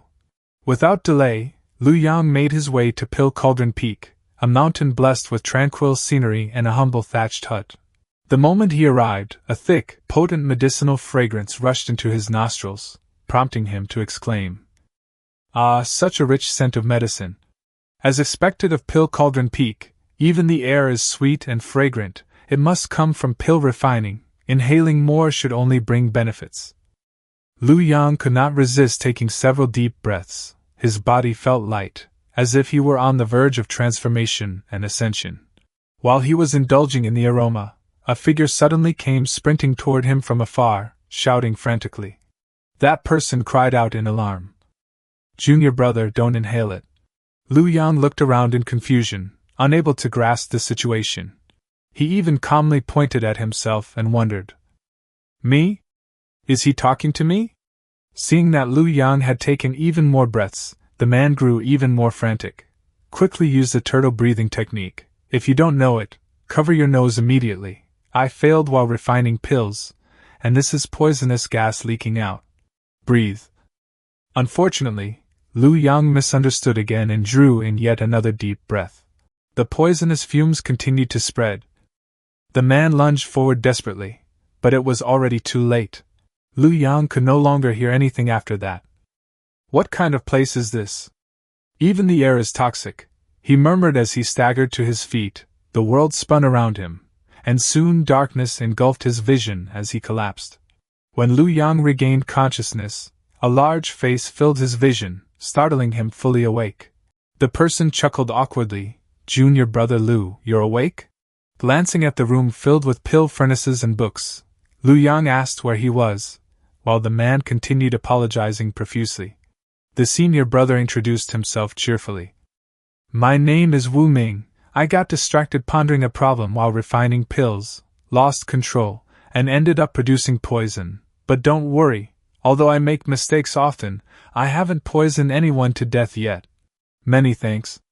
Lu Yang cupped his hands, his expression unable to look any more reassured despite the senior brother's concern. Feeling an itch on his head, he reached back and paused before asking, "I was poisoned just now, right? Then what happened to my head?" Hearing this, Wu Ming broke into a cold sweat, guilt and panic written all over his face. He explained awkwardly, "I spaced out again while carrying you back and accidentally knocked your head on the ground." Trying to reassure him, Wu Ming eagerly displayed a gleaming purple pill marked with 3 clear pill veins. "You don't need to worry. As long as you're alive, Pill Cauldron Peak can cure you. Look, while you were unconscious, I specially refined a pill for you that even mortals can take. See these 3 pill veins? They signify perfection." Lu Yang still hesitated to consume it. "It's not poisonous?" Wu Ming reassured him repeatedly. "Oh my, why won't you trust your senior brother?" Noticing Lu Yang's obvious doubt, Wu Ming grabbed a small white mouse to demonstrate. "Here, I'll let it test the pill for you. Watch carefully, nothing will go wrong." The little white mouse seemed to sense its impending fate. As Wu Ming picked it up, It squeaked continuously, as though bidding farewell to its family. After swallowing the pill, the tiny mouse began foaming at the mouth before collapsing lifeless. Its family cried in despair, as if foreseeing their own tragic end. Lu Yang stood frozen, cold sweat streaming down his body. Wu Ming hurriedly tried to explain. It's an accident, definitely just an accident. The mouse is too small. Its weak body can't withstand such potent nourishment, you see? Junior brother, wait here a moment. I know how to improve it. I'll refine another batch for you. As soon as he finished speaking, Wu Ming rushed toward the pill furnace. Alarmed, Lu Yang quickly grabbed onto him. Forcing out a strained smile, his eyes filled with pleading, he spoke in desperation. Thank you, but that won't be necessary. Please let me go, senior brother. Lu Yang's cave dwelling. The young man lay sprawled across his stone bed, his stomach growling nonstop from hunger. I can't sleep at all. Yesterday, I finally managed to escape from senior brother Wu Ming. Junior brother, where are you going? Senior brother is about to open the furnace for you. I have an emergency. Goodbye, senior brother. So hungry. It was already late when I came out, so I couldn't disturb the others to ask for fasting pills. I could only come back. The last time I ate I was yesterday morning, and I ate all the dry rations I brought with me. Someone is knocking? I don't want to move. I'll pretend no one is here. If no one answers him, he'll leave in a while. The moment he poked his head out, he froze when he saw an elder standing imposingly outside. He respectfully asked, You are? The seventh elder of Wendao Sect replied coldly, Wajizi, yesterday, a disciple told me about your encounter, so I came bring you some things. Wajizi took out a bottle of medicine, placed it on the table, and continued, These are pills to heal mortal injuries and illnesses, as well as a gourd of fasting pills, enough for your use. The seventh elder even kindly reminded him, Next time you go to Pill Cauldron Peak for fasting pills, don't look for Wu Ming. Also don't look for Wenda, Qin Kong, or Long Yan, forget it, just come to me directly. Lu Yang was stunned, silently thinking, Are you reciting a menu here? No, that's not right, is it? Lu Yang screamed inwardly, An elder like you leading such a dangerous mountain peak. The most dangerous one is actually you, right? Seventh elder.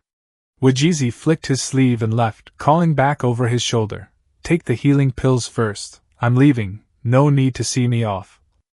Lu Yang enthusiastically waved, Take care, seventh elder. Left alone in the cave, he stared at the pile of medicinal pills, his emotions extremely complicated. The medicine bottles looked nice enough, but who knew what was actually inside them? He thought to himself, I have to eat them, otherwise I'll starve to death. I'll eat this fasting pill first. If nothing goes wrong, then I'll eat this healing one. After swallowing the pill, Lu Yang sat down and began staring intently at the medicine bottle on the table. 10 minutes passed in silence. Not poisonous. He leapt to his feet and shouted in delight. Lu Yang rubbed his stomach and thought, And it's really quite effective.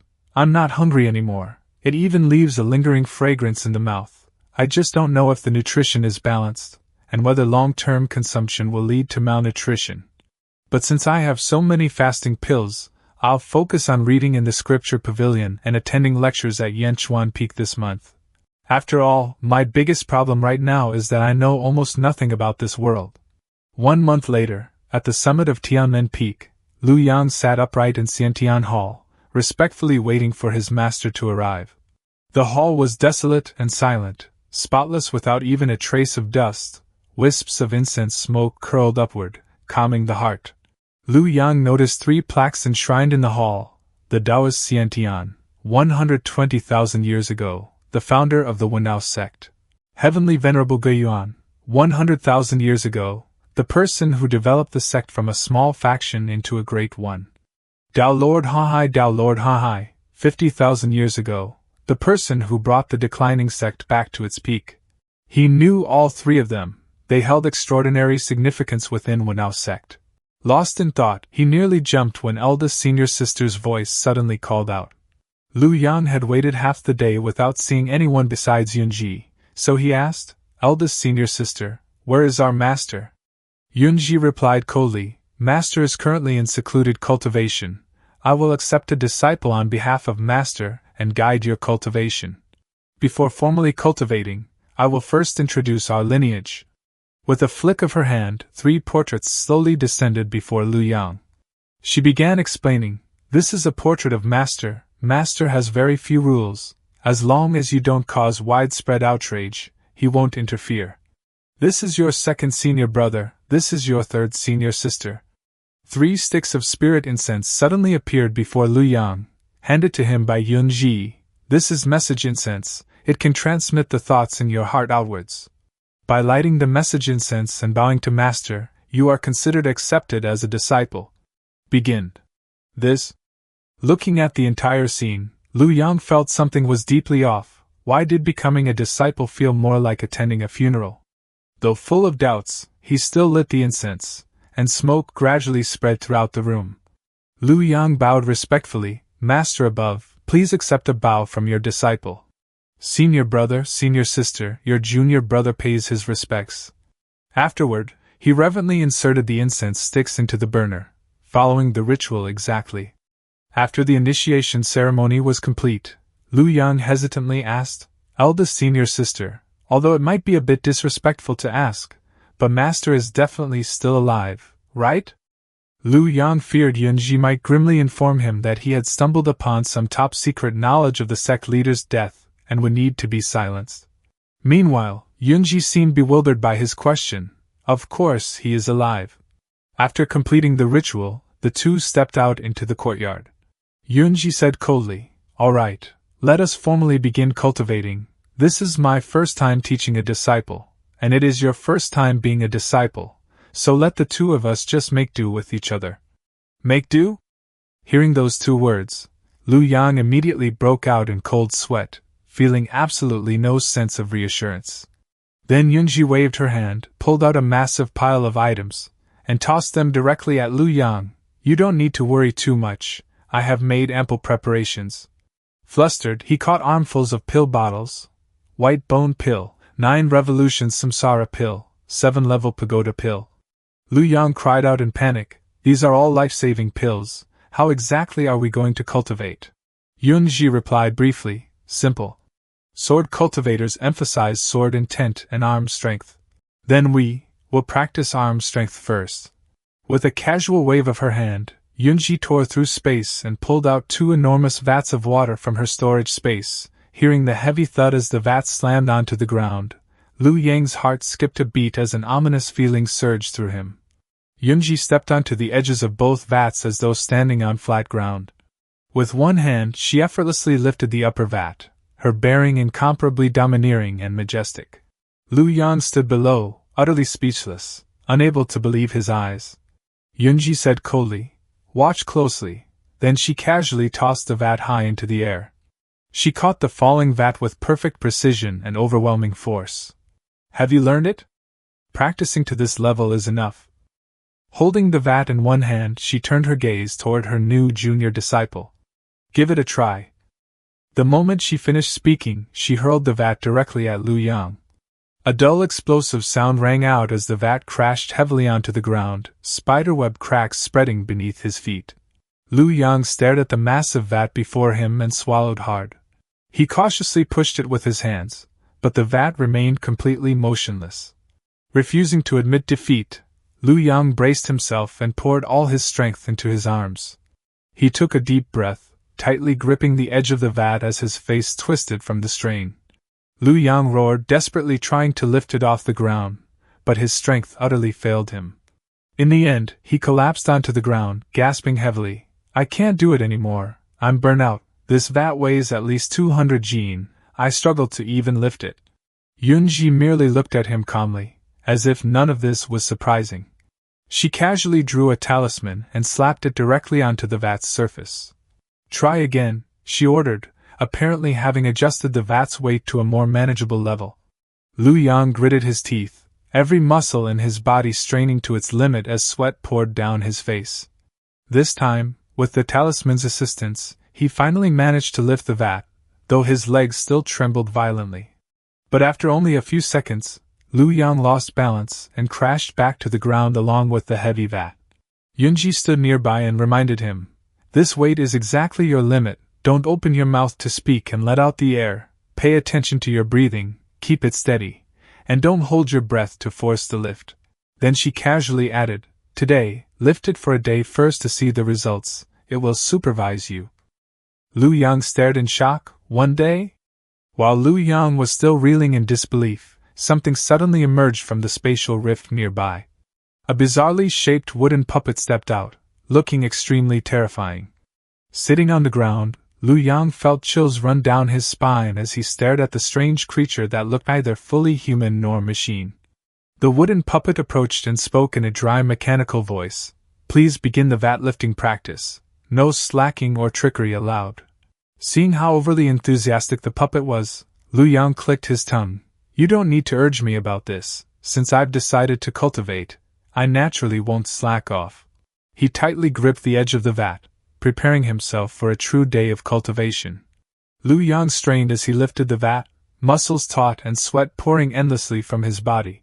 1 hour later, Lu Yang was already completely exhausted. He muttered weakly, no more. This isn't something that can be done with sheer willpower, a whole day. Suddenly, the wooden puppet's hand forcefully clamped over his mouth. Lu Yang asked in shock, what did you give me to eat? The wooden puppet replied coldly, eat too when you are exhausted, and continue after resting for 10 minutes. Another 6 hours later, Lu Yang completely collapsed against the vat's rim, groaning in despair. I'm dying, my whole body hurts. The wooden puppet's hand once again ruthlessly stuffed medicine into his mouth. The pitiful disciple lay sprawled across the floor amid piles of empty medicine bottles, looking no different from a lifeless corpse. Seeing no response from its target, the puppet began violently shaking Lu Yang to forcibly wake him. At that exact moment, a small butterfly fluttered through the courtyard, instantly drawing the puppet's attention. It innocently reached out, trying to catch the butterfly, completely abandoning Lu Yang's collapsed body on the ground. The butterfly danced gracefully through the azure skies above Wendao Sect, creating an oddly peaceful scene. After its brief distraction, the wooden puppet returned to quietly standing guard beside Lu Yang, who still lay motionless. After a while, with no response from Lu Yang, the wooden puppet loaded him onto a cart, covered him with a sheet, and pushed him away. The male protagonist Lu Yang died of exhaustion from lifting a vat. The end. That evening, he awoke beside a lavish feast and shouted joyfully, ah, I'm back to life. The wooden puppet picked up food and brought it to Lu Yang's mouth. He hurriedly protested, no more, no more, I really can't eat any more. Although dishes cooked with spirit grass and spirit beast meat are good, my stomach has a limited capacity. In the corner of the room, a large bath suddenly appeared, filled with steaming purple liquid. Yunji said coldly, after eating, come soak in the body-tempering potion. You need to immerse your whole body. Don't leave your head exposed outside. I prepared a reed pipe for you to breathe through. Extremely heavy smell of medicine before you succeed in your vat lifting practice. The daily spirit beast dishes and body-tempering potion must not stop. Lu Yang happily agreed, okay, I'll soak right away. Excitedly removing his clothes, Lu Yang thought to himself, body-tempering potion, huh? I've heard of it but never seen it. I wonder what it feels like to soak in it. The moment Yunji left, a blood-curdling scream suddenly echoed throughout the entire residence. After Yunji left, Lu Yang stripped off his clothes, bit down on the reed straw, and jumped into the wooden bucket. In the next instant, a blood-curdling scream echoed through the air, as though a pig were being slaughtered. Hearing the scream, Yunji hurried back at once, pushing open the door as she stepped inside. What's wrong, junior brother? Lu Yang lay sprawled beside the tub, weakly gasping. Boiling water, eldest senior sister, do you use boiling water to bathe? Upon seeing Lu Yang completely unclothed, she showed a rare trace of embarrassment, and quickly shut the door again. Afterwards, Yunji took out 2 bottles of medicine and handed them to the wooden puppet, instructing, this is burn ointment, and this is rapid hair growth potion, help him apply the medicine. After handing over the medicine, she immediately departed, silently thinking, today I still need to finish reading that book, be careful not to injure mortals.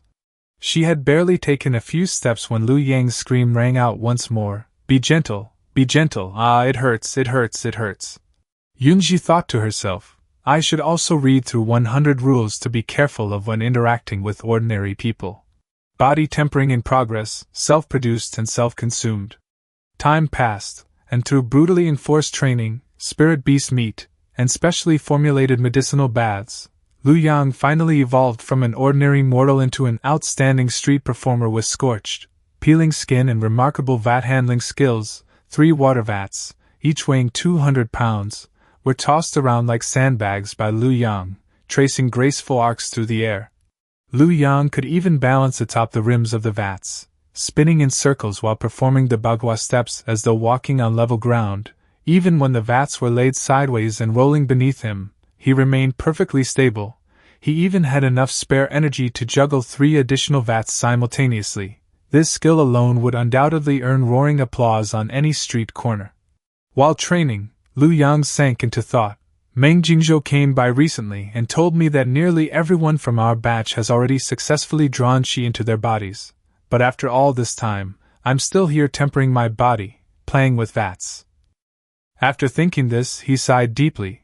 I wonder how much longer I'll have to continue practicing like this.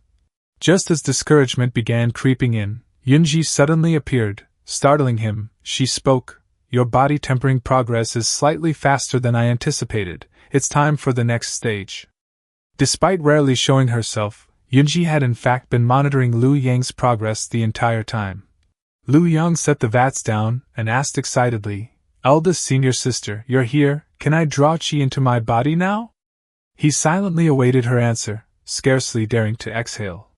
Yunji did not answer immediately. Instead, she ordered the wooden puppet to wheel out a wooden cart, then continued, You have already mastered lifting heavy as though it were light. The new challenge she presented was lifting light as though it were heavy, an exercise demanding extraordinary precision in force control. Before him was an entire cart piled high with delicate white tofu. His task was to lift each piece using only his palm without crushing it. Lu Yang stared blankly at the tofu challenge, but still confidently declared that he would give it a try. However, the moment his fingers twitched ever so slightly, the tofu crumbled apart and splattered onto the ground. His face turned pale as paper, sweat pouring down like rain as he realized this task was far more difficult than he had imagined. Forcing an awkward smile, he reassured himself that he had merely been careless, then resolutely prepared to start over. Don't rush, try again, try again. Yet no matter how many times he retried, the only result was shattered tofu beneath his overly forceful hands. Roaring with determination, Lu Yang threw himself back into the pitiful pile of tofu, refusing to believe he couldn't succeed. In the end, only 2 intact pieces of tofu remained before Lu Yang, leaving him utterly speechless in helpless despair. Yunji reminded him, Find the correct feeling, use your body to control the force, not your spiritual platform. With her palm facing downward, she casually grasped a piece of tofu and shook it lightly, yet it remained perfectly intact. Suddenly, she released it, allowing it to fall, only to snatch it again with lightning speed. Holy shit! Witnessing such an incredible display, Lu Yang's eyes nearly bulged from shock, utterly unable to believe what he had just seen. After demonstrating, Yunji turned and left, though not without adding, You must not waste food. The tofu you crush will become your meals from now on. This tofu is no ordinary item either. Long-term consumption regulates the 5 elements and offers countless benefits. Brimming with confidence, Lu Yang replied, Don't worry, this is far easier than carrying vats, and it's not tiring. Eating tofu for a few days won't be any problem at all. Yet only a few days later, he had already fallen into severe depression. Seeing tofu everywhere he looked and swearing he would never touch it again for the rest of his life.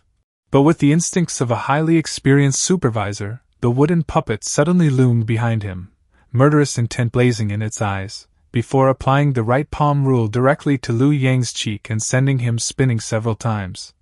Clutching his face, Lu Yang asked blankly, What are you doing?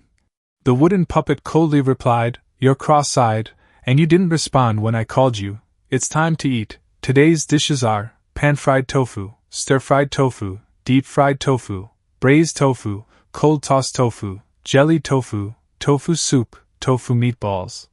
Pan-fried tofu, stir-fried tofu, deep-fried tofu, jellied tofu, braised tofu, tofu soup, cold tossed tofu, tofu meatballs. Merely hearing the menu made Lu Yang dizzy, as though his entire world were spinning uncontrollably. All the ingredients were made from the tofu Lu Yang had crushed during the day. He had even heard that the tofu pudding and soy milk were gifts from a kind-hearted shop owner. Lu Yang mentally thanked all 8 generations of his ancestors. "I'm not hungry right now, I want to keep practicing," he firmly refused. However, the wooden puppet clearly did not accept that answer, and Lu Yang's agonized scream once again echoed across the mountain peak. "Wait, what are you going to do?" He lay face down on the floor, desperately pleading, "Spare me, I don't want to eat tofu anymore, just one meal, can I skip just one meal?" Not eating is not allowed. Returning to his room, Lu Yang collapsed onto his stone bed, looking utterly haggard as he weakly muttered, "Tofu, tofu, when will I finally stop having to eat tofu?" Just as exhaustion and culinary trauma overwhelmed him, his expression suddenly brightened as he sensed something unusual. Without warning, a dense mist surged in from all directions, engulfing everything around him. Lu Yang jolted upright in panic, completely bewildered.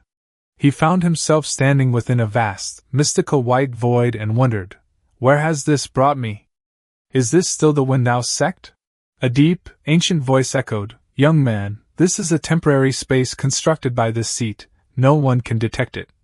Lu Yang turned around but saw no one. The voice continued, "This seat has witnessed eternal ages and countless mighty experts whose cultivation shook the world, yet none escaped the passage of time, all reduced to mere size. But this seat remains eternal, unfettered and free. Today, on a whim, this seat performed a finger divination and determined that you share destiny with this seat, thus your soul was summoned here. This space contains everything from chi condensation to tribulation transcendence, cultivation methods and pills, secret manuals and profound insights. Upon reaching each stage, you will unlock a portion of this seat's inheritance." Lu Yang's eyes widened in utter disbelief, unable to believe such a heaven-defying opportunity had simply fallen into his lap. The moment he heard about supreme inheritance, the young man instantly changed his tone, respectfully clasping his hands as he asked, "Who is senior?" "Ha ha!" In response to his eager attitude, only hearty laughter reverberated endlessly throughout the mist-filled void. Then, a shadowy figure gradually began to emerge. The existence of such an unmatched supreme expert was something far beyond Lu Yang's wildest imagination. The mysterious senior let out 3 hearty laughs before leisurely stepping forth from the swirling mist. His face was white, his skin was fair, and his head was a block of tofu. Senior Tofu came closer, speaking faster, "I am Heavenly Venerable Tofu. Throughout the seat's entire life of cultivation, one absolute truth has prevailed: the more tofu you consume, the faster your cultivation advances, establishing an unshakable foundation, defeating opponents above your rank, embracing peerless beauties, and ascending to the apex. All of this can be achieved through eating more tofu alone." Terrified to the point that cold sweat drenched his body, Lu Yang's eyes flew open in shock. He jolted upright in bed and blankly scanned his surroundings. Only after confirming there was nothing but darkness and silence around him did he finally release a breath of relief. So it was merely a dream, thank heavens. Even so, Lu Yang could still feel his back soaked with icy sweat, the lingering horror deeply rooted in his heart. Yunji slowly opened her eyes as a thread of purple light from Lu Yang's chamber returned to her fingertip. She softly murmured to herself, "With this, he should become even more diligent in his cultivation. Master once said that appropriate pressure can be transformed into motivation, making one strive even harder for success." Yunji herself was living proof of that philosophy, so she firmly believed her master's teachings were entirely reasonable. Thus, she employed the dream entering technique to provide Lu Yang with just the tiniest bit of motivational pressure. Though the lines 8th Elder provided are somewhat embarrassing, I truly wonder how he manages to say them normally. Yunji excelled at seeking outside consultation, and every line and scenario in the dream had been meticulously scripted by 8th Elder himself. 8th Elder had confidently guaranteed Yunji that this approach would absolutely work. Some more time quietly passed. Yunji soon noticed that Lu Yang could now effortlessly grasp tofu, toss it high into the air, and catch it securely without fail. He had even begun treating tofu like a weighted sandbag, throwing it back and forth in training with the puppet. It was almost as though the soft, delicate tofu had fused into an extension of his own physical being. After silently observing him for a while, Yunji stepped forward and coldly declared, lifting lightness as though it were weight, "You have succeeded. This phase is complete. Congratulations, you have officially entered the qi condensation stage." Lu Yang froze in disbelief, pointing at himself. Qi condensation stage? Me? A rare trace of a faint smile appeared upon Yunji's face. Early morning, 3 days ago. Instantly, Lu Yang's memories resurfaced. That morning, he had risen unusually early. Facing the dawn's first light with closed eyes, he deeply contemplated how to properly seize the tofu. Find the correct sensation, let your body control the force, not your spiritual platform. Don't consciously calculate the amount of force, trust entirely in instinct. As his thoughts deepened, he gradually lost all awareness of the external world. As though his very existence had transformed into a drifting current of air suspended between heaven and earth. Soon after, his consciousness became heavy and slowly returned to his body. In that fleeting instant, a profound sense of enlightenment washed over him, and he vaguely sensed a stream of warm energy circulating within his dantian. It was at that exact moment that he successfully grasped tofu for the very first time. He suddenly recalled that Yunji had not been physically present while he was training, which meant Big Senior's sister had been secretly observing him from somewhere all along. Lu Yang muttered thoughtfully to himself, "So, that sensation was qi entering the body. Does everyone cultivate qi into the body like this?" Yunji calmly shook her head. "No. This is the most ancient cultivation method passed down by the primordial ancestors, sensing nature itself and entering the unity of heaven and man. Your meridians were already open during the medicinal bath, making this method the most suitable for you, superior to all conventional qi condensation techniques." Lu Yang curiously asked, "Then how should I continue cultivating from here? Now that qi has entered my body, shouldn't I begin learning an actual cultivation technique?" Yunji continued, "There are countless cultivation techniques for sword spiritual roots. I possess an entire box full of them, but unfortunately, none are suitable for you. Because none of them were specifically created for you from the very beginning, therefore, starting today, I assign you a long-term mission: create your own cultivation technique." When Yunji spoke of crafting one's own cultivation art, she did not intend for Lu Yang to stumble through the process unaided. She fully planned to personally guide him throughout. Even so, the difficulty of such an undertaking was undeniable. Creating cultivation arts was normally something only the greatest senior experts in the cultivation world could accomplish. Lu Yang's lips twitched uncontrollably. Create my own cultivation technique? Isn't that something only legendary seniors can do? I've only just drawn qi into my body, and I barely understand anything. Asking me to create my own technique is a little too. Yunji interrupted his complaints before they could continue.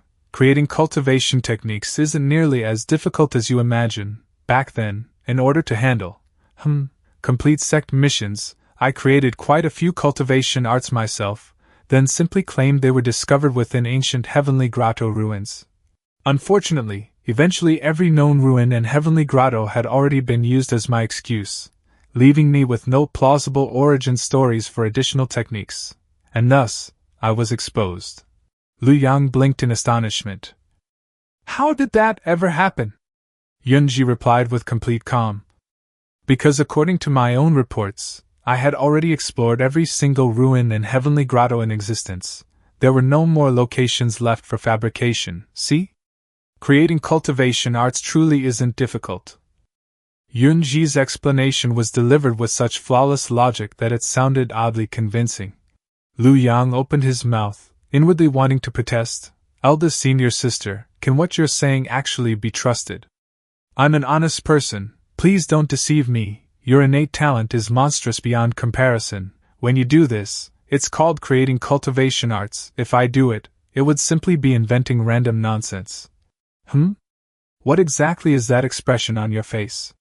Under Yunji's icy gaze, every complaint Lu Yang wished to voice was forcibly condensed into a single sentence. "Nothing. Eldest senior sister is absolutely right. Though you've become a cultivator, you are still far from qualifying as a true sword cultivator. Take this book.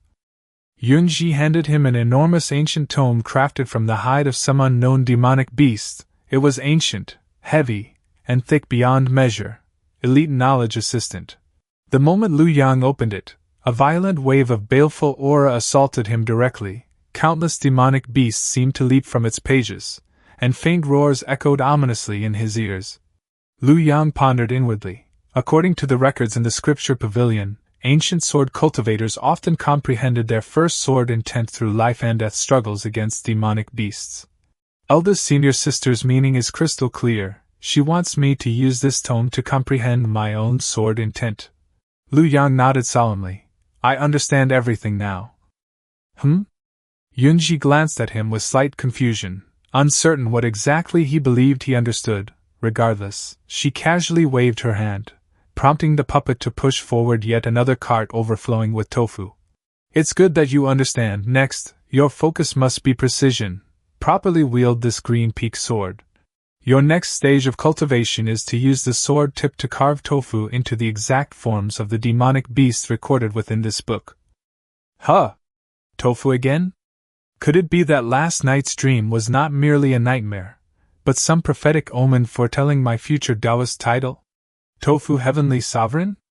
Several days later. In little more than 10 days, Liu Yang had already mastered carving tofu into detailed demonic beast forms, along with statues of both himself and Yunji. He could even perfectly carve the 9 lotus-like mountain peaks of Wendao Sect. After this stage was complete, Yunji finally appeared once more to offer rare praise. Not bad, your mastery speed this time is significantly faster.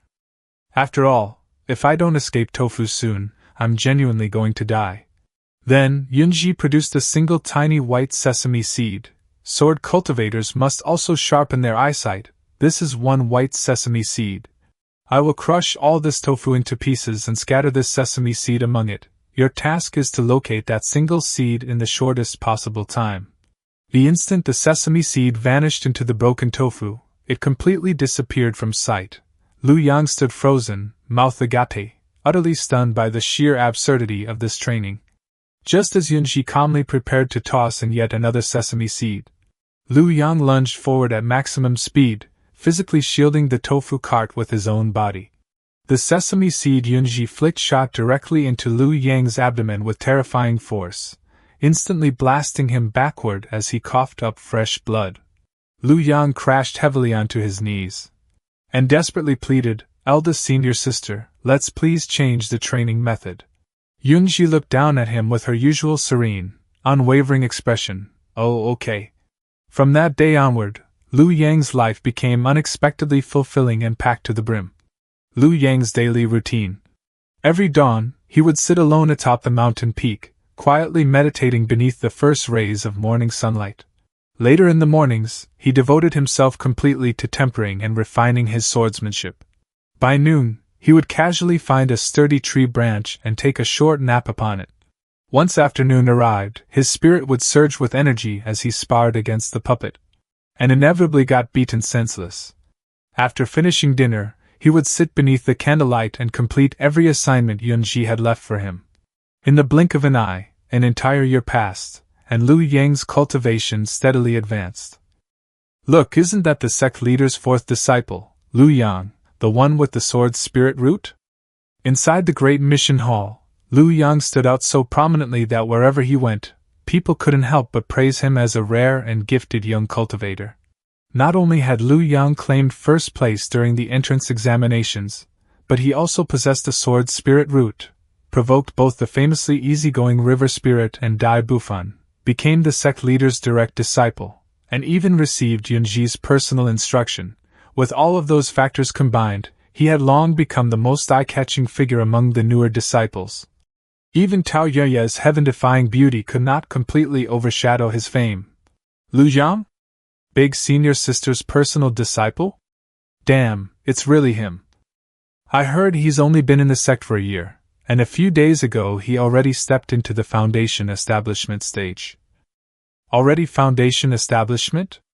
No wonder he came to the great mission hall. He's probably preparing to take missions and gain practical experience. By now, Lu Yang had long since grown accustomed to the surrounding gazes that treated him like some sort of rare spiritual beast. The senior brothers are correct. I successfully broke through to Foundation Establishment 7 days ago, then spent another 7 days consolidating my cultivation before officially leaving secluded training. I came here today under Big Senior Sister's orders to interact with the outside world more often. Looking around at the endless mission boards inside the Great Mission Hall, Lu Yang could not help clicking his tongue in amazement. There were missions ranging from exterminating murderous old devils at the fusion stage all the way down to searching for missing cats and dogs. Among them, one particular mission immediately caught Lu Yang's attention. It was requesting a dual cultivation technique, and specifically emphasized that it had to be a proper orthodox one. The mission had been posted by a fox demon registered under the Wendao Sect. Her name was Su Yan, merely an ordinary little fox who once lived quietly in the ancient mountains and forests. While playing in the woods, she accidentally became trapped in a hunter's snare. Fortunately, a young nobleman happened to be wandering through the mountains and rescued her, effectively ruining the hunter's entire day. Later on, Su Yan discovered a transformation fruit hidden inside a mountain cave and consumed it, awakening the bloodline within her body and becoming a true fox demon. Being naturally grateful by temperament, she transformed into human form and sought out the young noble to repay his kindness. By then, the young master had already inherited his family and encountered countless women. Yet none of them possessed beauty equal to Su Yan's. Naturally, the two eventually became husband and wife. But not long after their marriage, a troublesome issue emerged. Because Su Yan had been born with a charming constitution, she would unconsciously absorb yang energy at all times. Whenever the couple shared intimacy, her husband would end up severely depleted of yang energy. Fortunately, yang energy could recover over time, meaning it was not life-threatening so long as they controlled the frequency of their intimate encounters. Yet another problem soon followed. The two were newlyweds deeply attached to one another, so how could they possibly endure limiting their bedroom affairs? However, if they indulged too frequently, the husband would gradually become visibly weak and exhausted, easily giving rise to rumors and suspicion. Therefore, Su Yan hoped to cultivate a proper dual cultivation art capable of controlling her charming constitution. Lu Yang silently thought to himself, "This paper has already yellowed with age, and nobody ever accepted this mission. After all this time, is her husband even still alive? Hey, look over there! Lu Yang is reading the dual cultivation mission. He's the first elder's disciple and possesses a sword's spiritual root. Surely he isn't planning to cultivate dual cultivation techniques, right? Who knows, let's see whether he accepts it. There are thousands upon thousands of righteous Tao paths available, yet you insist on indulging in this kind of thing. Heh, the Wendao Sect contains countless cultivation arts, but you choose this shameless, vulgar path instead. No wonder nobody accepted this mission. Who would dare touch it? Once word spread out, it'd basically be social death. Forget it, I'm going to check other missions instead." Eh? Searching for a dual cultivation art? This mission sounds pretty good, I'll take it. A voice suddenly rang out from behind Lu Yang. Judging by the tone alone, it was unmistakably Meng Jingzhou. "Brother Meng?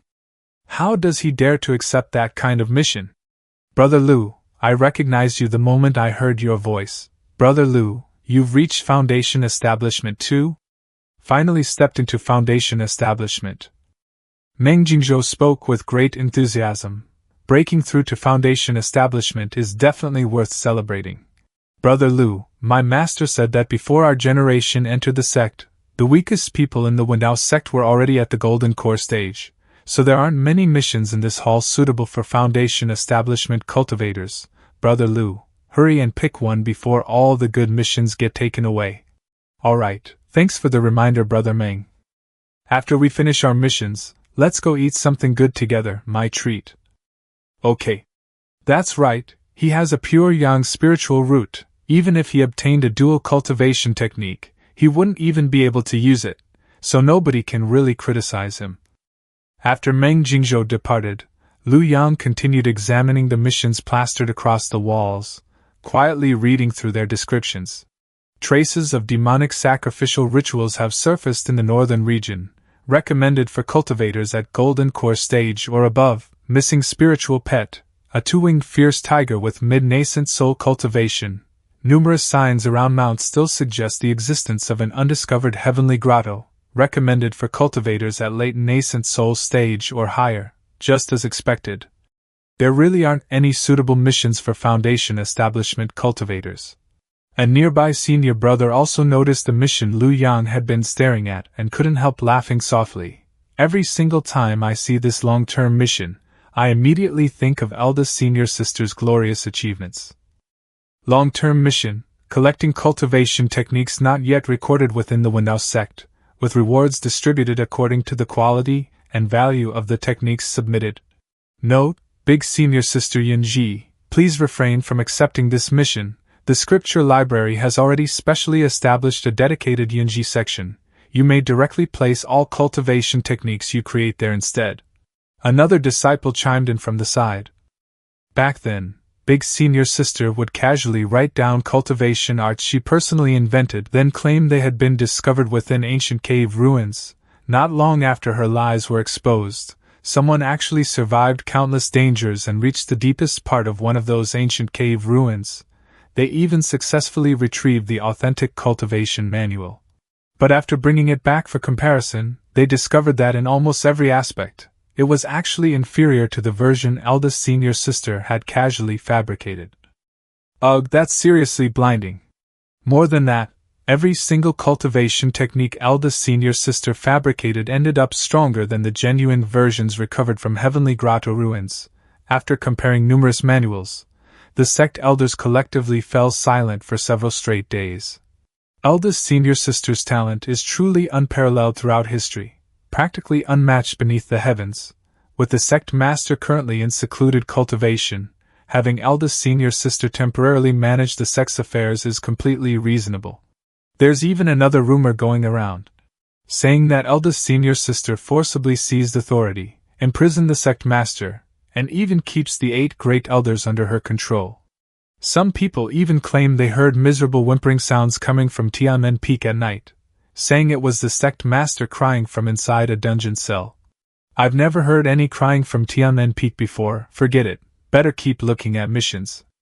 Bird-type demonic beast capable of speaking human language, species currently unidentified, no recorded incidents of harming humans or using demonic arts at this time. Requesting a Taoist cultivator from the Wendao Sect to resolve the issue regarding this demon bird. After contemplating briefly, Lu Yang decided to accept this particular mission. He walked directly toward the reception desk.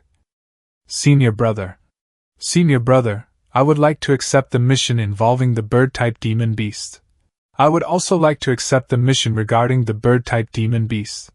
Another voice sounded out almost at the exact same moment.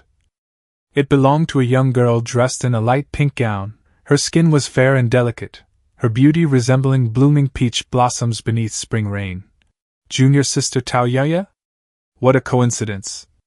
Lu Yang smiled faintly. Since joining the sect, he had only met Tao Yaya once before. Living year-round atop Heaven's Gate Peak meant he rarely encountered outsiders. So it's senior brother Lu. Congratulations on successfully reaching Foundation establishment. Tao Yaya revealed a sweet smile, clearly carrying some curiosity toward this senior brother who almost never showed himself publicly. Tao Yaya, spiritual root unknown. Tao Yaya smiled sweetly. Senior brother Lu, there aren't any Foundation establishment stage missions. How about we complete one together and split the reward evenly? Lu Yang gladly agreed. Of course, we can look out for each other while gaining experience together. Then, senior brother Lu, Chiha Commandery isn't exactly close to here. How about we take a flying boat? Going on missions was not simply about the rewards. What they valued more was the experience gained during the process. Inside the fly boat, Lu Yang sat quietly on the chair, his legs trembling nonstop. Senior brother Lu, the scenery outside is great. Do you want to go out and take a look? No, I'll pass.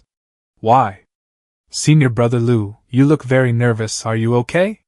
Lu Yang shifted into a cross-legged position. He pretended to look serious and said, Junior sister Tao Yaya, did you know? Oh?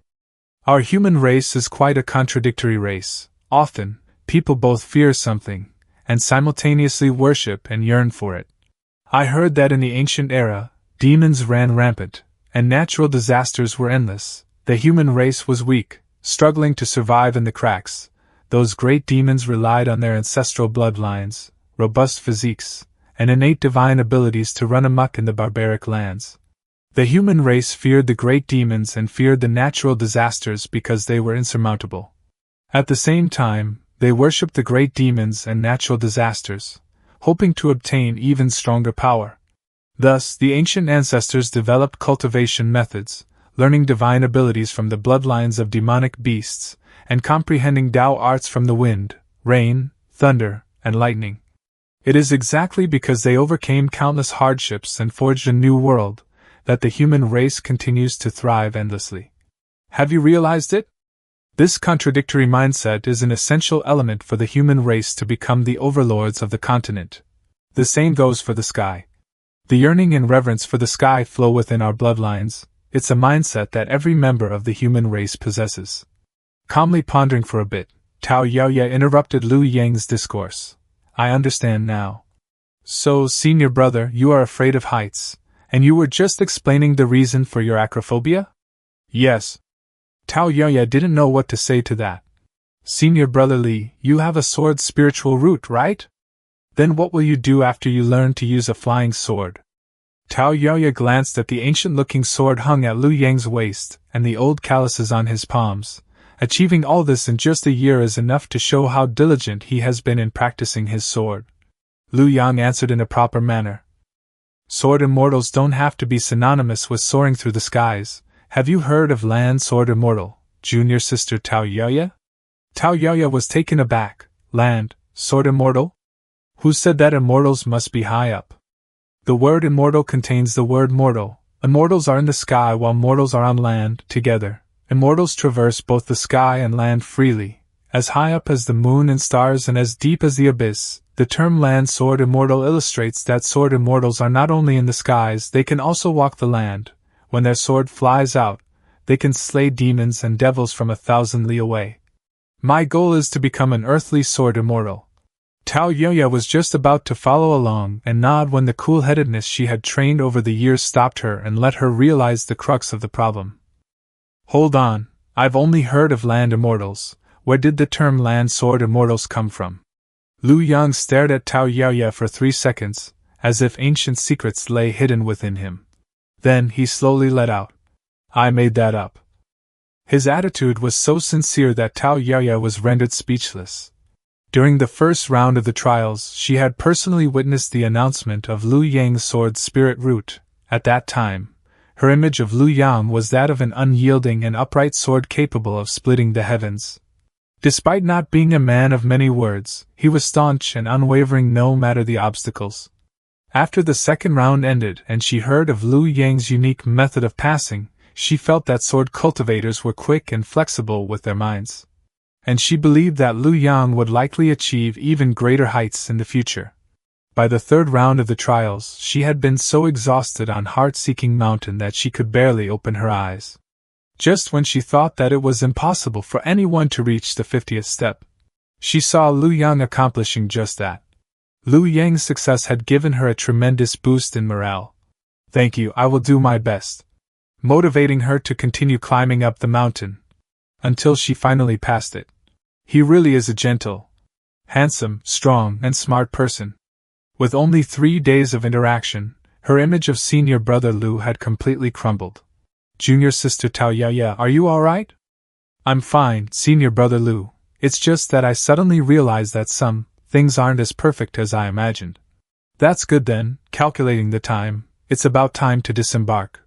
Senior brother Lu, do you know how to disembark? Disembarking, huh? Lu Yang had heard from Yunji that they could directly jump off the boat should they wish to alight. That got his eyes twitching non-stop. Eldest senior sister, I am only at the foundation establishment stage. I'll die if I jump. Is there really no other way? Of course there is a way, but you need to discover it yourself. For cultivators, the ability to think independently is absolutely necessary. Don't ask questions or look up information this time. I'm testing whether you possess the ability to think independently. Lu Yang puffed out his chest, slightly proud. That is only natural. It's just disembarking. With your senior brother Lu's brilliant intellect, of course I've already thought of a perfect method. All passengers, those heading near Quiet Commandery, can disembark here. If you miss your stop by not disembarking, our merchant guild will not be held responsible. Tao Yoye took out a meticulously crafted red paper umbrella. Lu Yang took out a parachute. Senior brother Li, is this your method of disembarking? That's right, making this thing was really troublesome. The remaining strangers and Tao Yoye turned to look at Lu Yang in succession, their eyes filled with bewilderment. Dear passenger, if you do not use the standard umbrellas provided by us, our merchant guild will not be held responsible if you fall to your death upon landing. Of course, even if you use the standard umbrella, responsibility depends on the situation. I know. Lu Yang appeared unflustered. Despite the confused gazes, he returned a brilliant smile, as if he wasn't the one out of place. In reality, it was a scene of violent storms and raging seas in his heart. He didn't even know where to start cursing, all his words condensed into one sentence. Eldest senior sister, you misled me. When there is clearly such a simple method, why did you have to set up some kind of test? Is everyone not disembarking? We're about to pass the K Commandery territory. You go first, brother. Yeah, I really want to see how you use this backpack artifact. Friend, did you make this yourself? Let's go, junior sister, coming. Everyone opened their umbrellas and leaped off one by one, high up in the sky. Several people held on to their open umbrellas, appearing like small sesame seeds from a distance. Unlike the others, Lu Yang pulled the rope on his back. With a loud sound, the parachute opened, making Lu Yang stand out against the backdrop of the sky. Normally, Lu Yang would be very nervous at such high altitudes, but he didn't have the chance to think about it. It was too embarrassing. Wow, senior brother Lu, this thing of yours is really interesting. It actually doesn't require magical power? Interesting? Actually, I think it's pretty good too. Yes, senior brother Lu, this thing is truly unique, and it's also very big. Everyone is looking at you. Junior sister Tao Yaoya, we should hurry in the direction of Taiping Township, okay? As soon as they arrived, they were warmly welcomed by the village chief, as if he had known about their arrival. You two immortal masters have finally arrived. I am the township head of Taiping Township.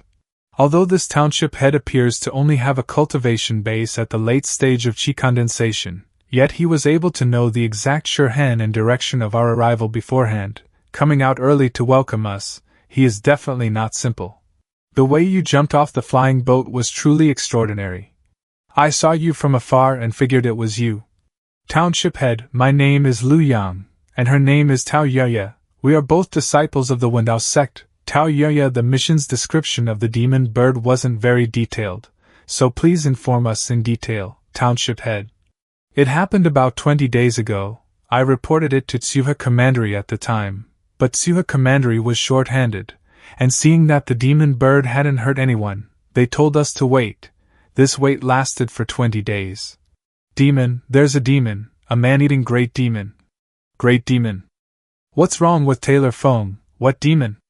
A man-eating demon is no small matter. Among the 30 or so cultivators in Taiping Township, my cultivation is the highest, and I am the township head. A man-eating great demon? Who did it eat? Taylor Fong brought the neighbors together to find me. I don't know who it ate, but it can speak. It must have eaten humans to be able to speak. What does that demon look like? Where is it now? What kind of demon arts does it have? In my house it's a bird demon. I wanted to ask clearly about the situation first, but Taylor Fong was badly frightened, and I couldn't get anything useful out of him for a long while. Left with no choice, I could only go investigate alone. Who are you, and where is Zhang Guanjia? But before I even entered the house, that demon bird asked loudly. Zhang Guanjia? Who is that? Zhang Guanjia grew up in Taiping Township since he was a child. He is a cultivator at the 3rd level of chi condensation, and also one of the few school teachers in the township. Hearing the demon bird ask about him, I gathered my courage and tried to communicate with it. May I ask what business the Demon King has with Zhang Guanjia? But that demon bird did not answer, and instead flew out of the tailor shop. Since then, it has been flying all over Taiping Township, speaking human language, throwing everyone into a state of panic. Since the demon bird is looking for Zhang Guanjia, have you tried letting the demon bird and Zhang Guanjia meet? There was no need for us to let it meet Zhang Guanjia. It found him on its own. Demon, demon, demon, demon. A few days ago, that demon bird went to Zhang Guanjia's house and yelled demon at Zhang Guanjia. Many people heard it, and the township was thrown into utter chaos. Some people say that the demon bird has never hurt anyone, so maybe it came to warn us that Zhang Guanjia is a hidden great demon and extremely dangerous. Others say that Zhang Guanjia grew up in the village since he was a child, so it must be the demon bird playing tricks on us. Immortal Masters, what do you say? Who should we believe? Zhang Guanjia is a demon. The demon bird is warning you to be careful. This speculation is not unreasonable. There is no shortage of kind-hearted individuals in the demon race who will warn people of impending disasters. But I know this explanation is hard to accept at the moment. After all, you watched Zhang Guanjia grow up in the village. Many long-lived species of the demon race will stay in one place for decades, letting themselves slowly age. Once they have seen all the sights one day, they will fake their deaths to escape and start anew. Junior Sister Tao Tianai makes some sense, but there is one point that cannot be explained. If Zhang Guanjia is truly a great demon who can shapeshift at will, how could he tolerate a tiny bird demon speaking nonsense? A bird demon that hasn't even been able to shed its original form would be instantly killed before it could even open its mouth. We cannot make an accurate judgment based solely on these current claims. We still need to meet this Zhang Guanjia. Yes, this way please, two immortal masters. The two of us are only at the foundation establishment stage. Even true monarchs of the body integration stage or venerables of the tribulation transcendent stage aren't qualified to be called immortal masters. The township head can call the two of us Taoist priests. Isn't it because no one has become an immortal? All we have are mere rumors and legends of immortals. Old Zhang, someone's here. Open the door. 2 disciples from the Wendao Sect have come to help us get rid of the demon bird. Aren't you getting rid of the demon bird? What are you doing here? I'm really not a demon. You can't just believe whatever the demon bird yells. The demon bird also yelled, come play, mister. Why don't you have a few misters go play with the demon bird? We were just wandering around the township, and happened to be in the area. What do you mean happened to be? Just come in. I've never seen that demon bird before. Ghost knows why it would call my name. I've grown up in Taiping Township my whole life, and the farthest place I've ever been to is K Commandery. I have no idea how I offended it. Ever since it started yelling nonsense, my school is completely ruined, and I can barely get by anymore. Teacher, are you a demon? Teacher, I've finished my homework for today. Please don't eat me. Mr. Zhang, my child is sick. Mr. Zhang, the child was picked up by their maternal family, so they can't come to study. You don't need to refund the money. Leaving everything else aside, at least them finishing their homework on time and not having to funding fees are good things. You sure know how to comfort people.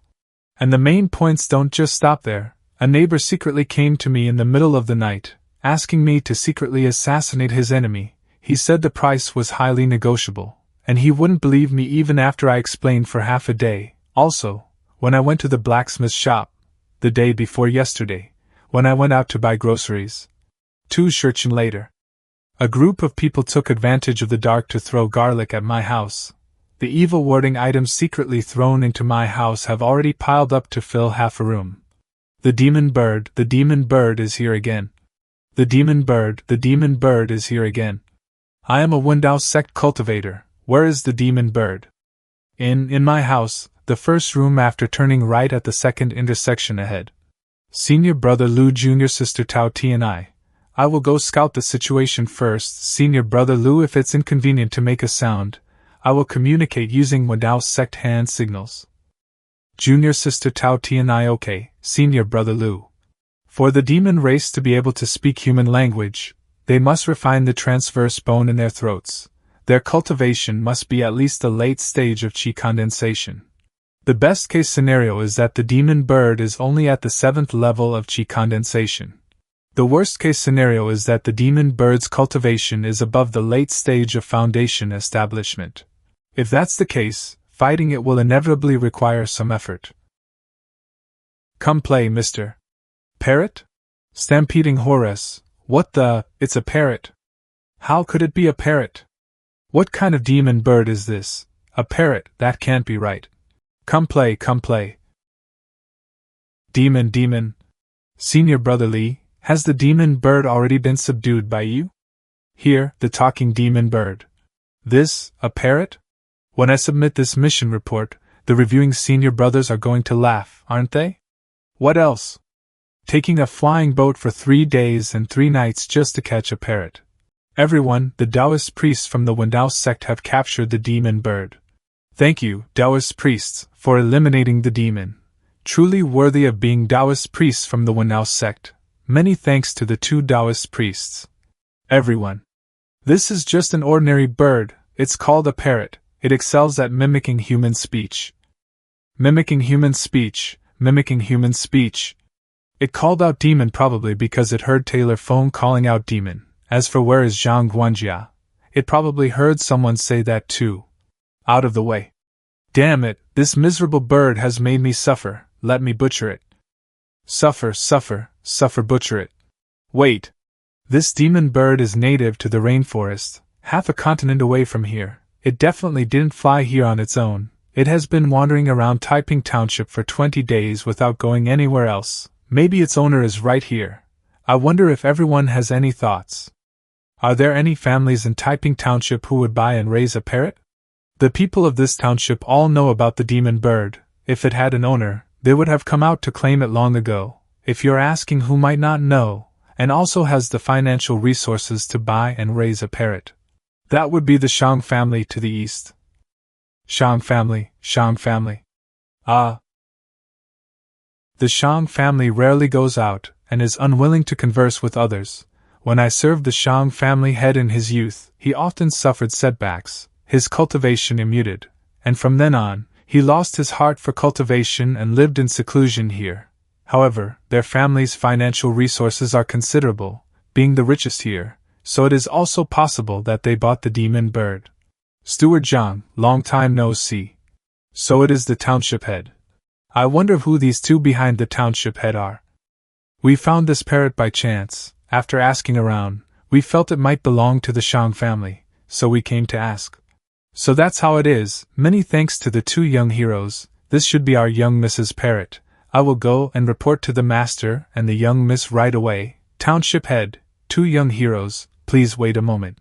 The master invites Township head Huang inside for a chat. 2 young heroes, please come with me. The master asked me to take you 2 to see the young miss. How long has Steward Zhang been with the Shang family?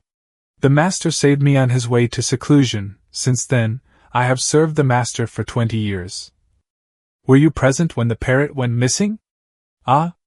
At that time, my mind wandered for a moment, and I didn't notice the parrot flying away. If I had paid more attention at that time, I definitely wouldn't have let the young miss be so sad. This is my dereliction of duty, to tell the truth to the 2 young heroes. I watched the young miss grow up. She has been depressed all day because the parrot went missing. As a steward, it breaks my heart to see this. Young miss, your escaped parrot has been found. It was 2 young heroes wandering the Jianghu who brought the parrot here. Then let them come in. I'm telling you, reading by sunlight is bad for your eyes, especially the setting sun. Let's light a lamp, your family isn't short of money. My name is Shang Yuan. Thank you for bringing Little Green back. Since Little Green has already returned, you 2 can go back as well. Let's just chat for a bit. The Shang family is quite welcoming to us. Maybe they will even ask us 2 to stay overnight. The Shang family welcoming you doesn't mean I welcome you. Hurry up and leave. It's best if you leave Taiping Township. Seeing guests off from so far away, Taiping Township has no demons or monsters. Why should we leave? You seem to have not left the Shang family for a long time. Don't you want to hear us talk about the outside world? No.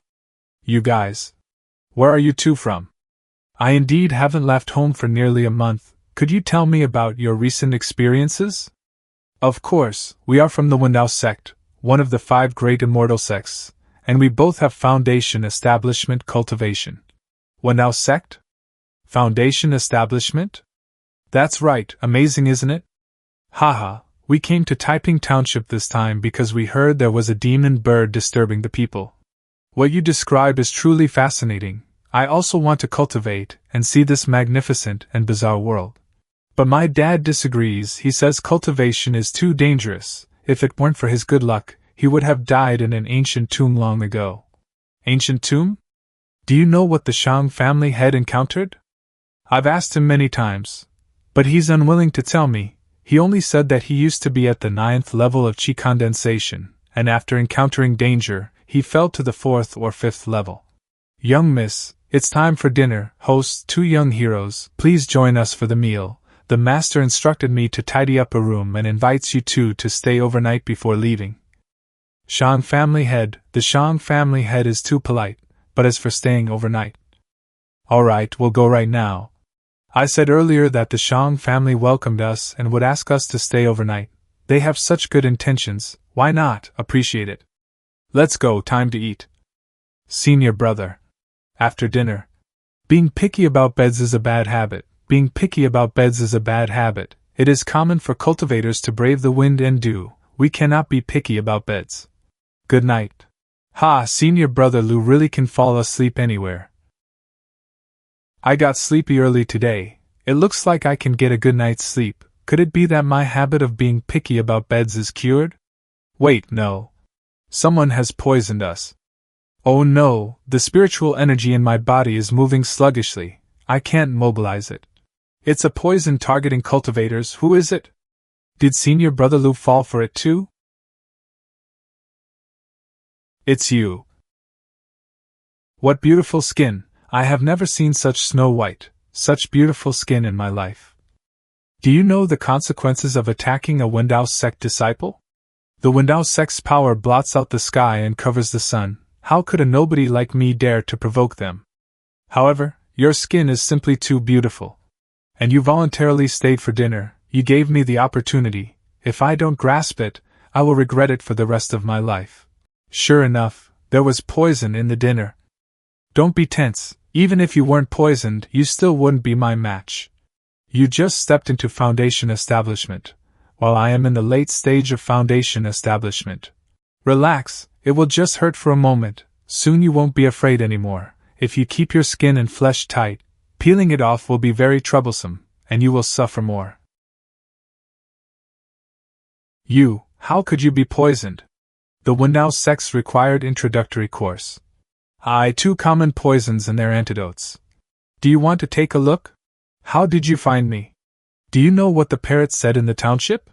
Who are you, and where is Zhang Guanjia? So. But why did it call out for Zhang Guanjia, and where did it learn this phrase? Do you think it's possible that the Zhang Guanjia it was calling for is actually Steward Zhang? Who are you? Where is Steward Zhang?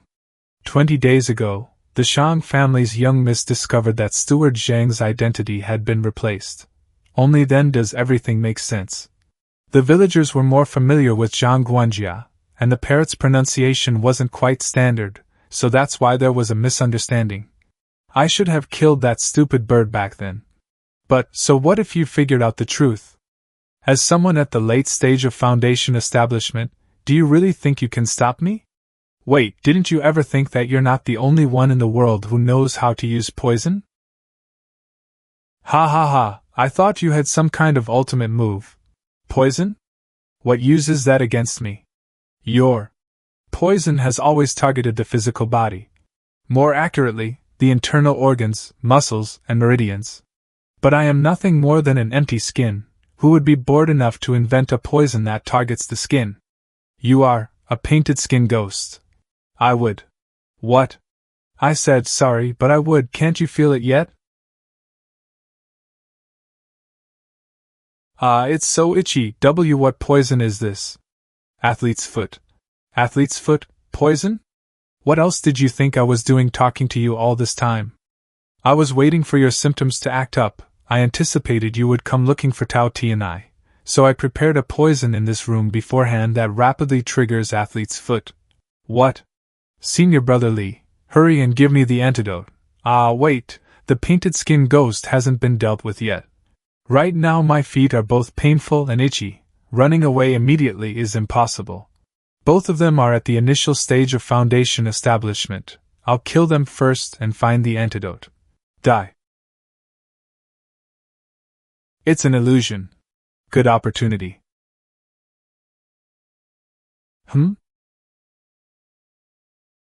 Nice illusion, junior sister Tao Ti and I.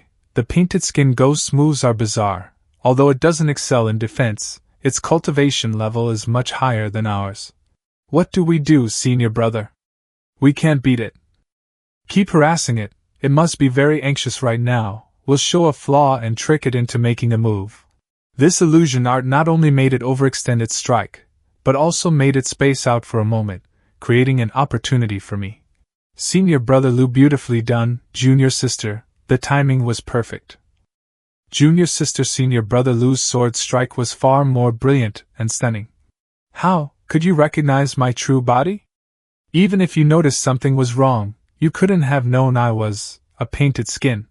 Humph, I knew you weren't dead yet. Spirit wine, exorcise evil.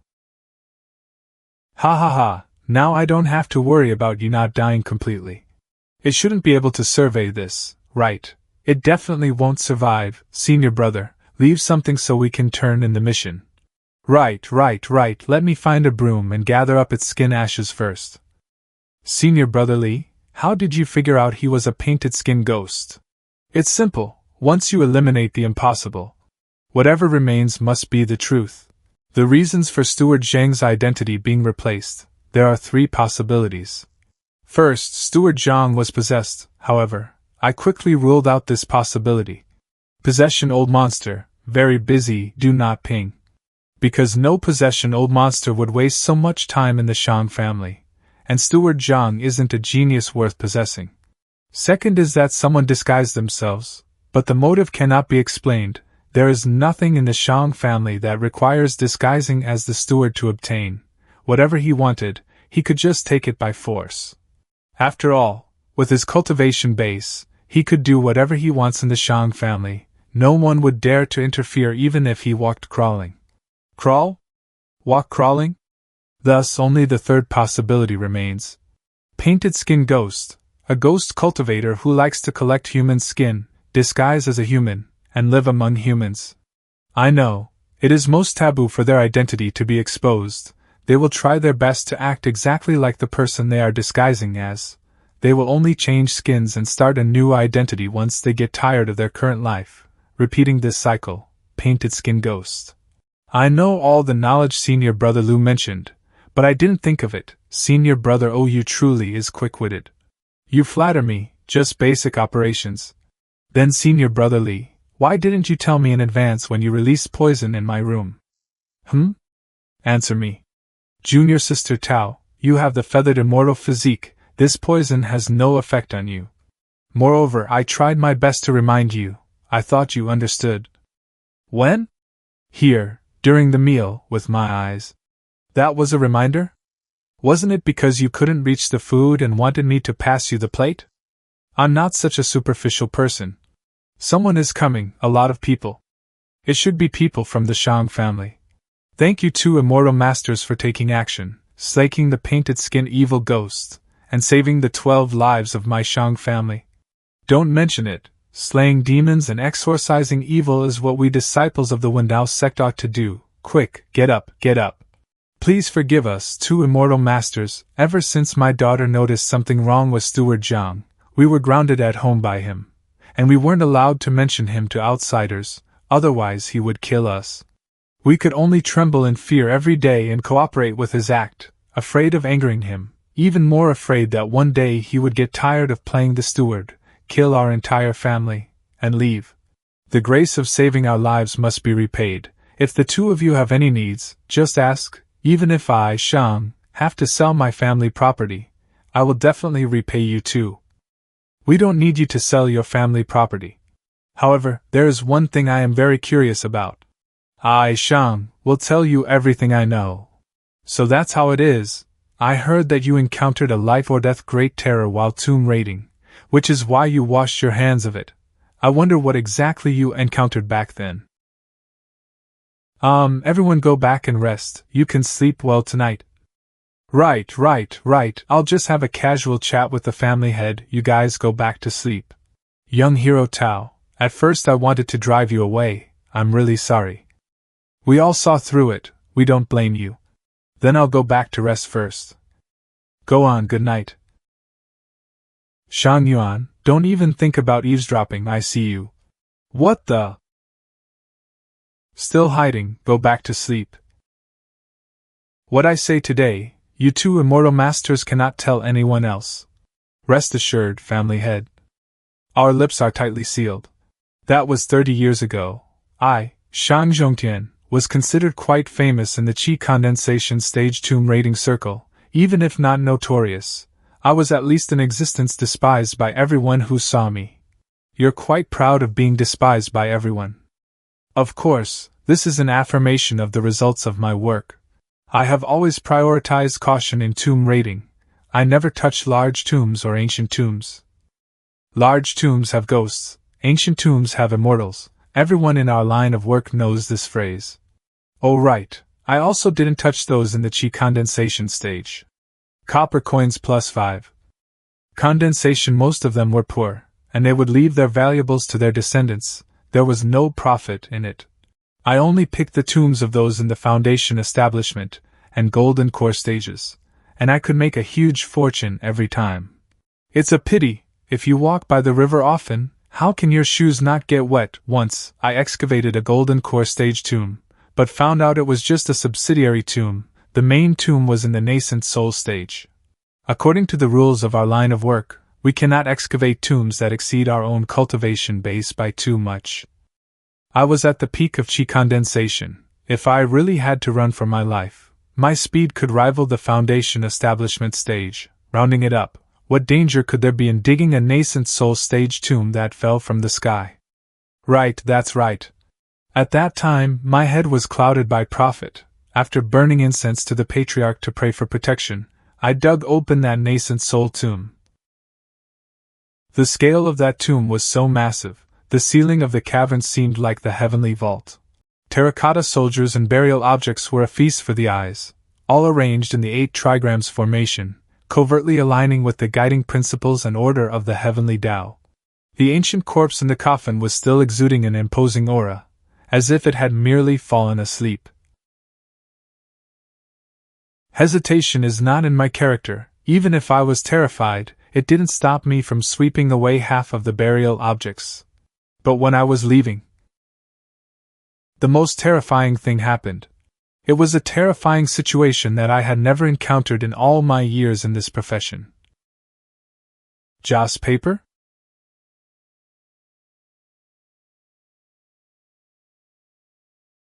Grave robber, how dare you dig up my ancestor's grave? Beat him. I encountered the descendants of that nascent soul tomb owner. They brought offerings and magical artifacts to worship their ancestor. That's it.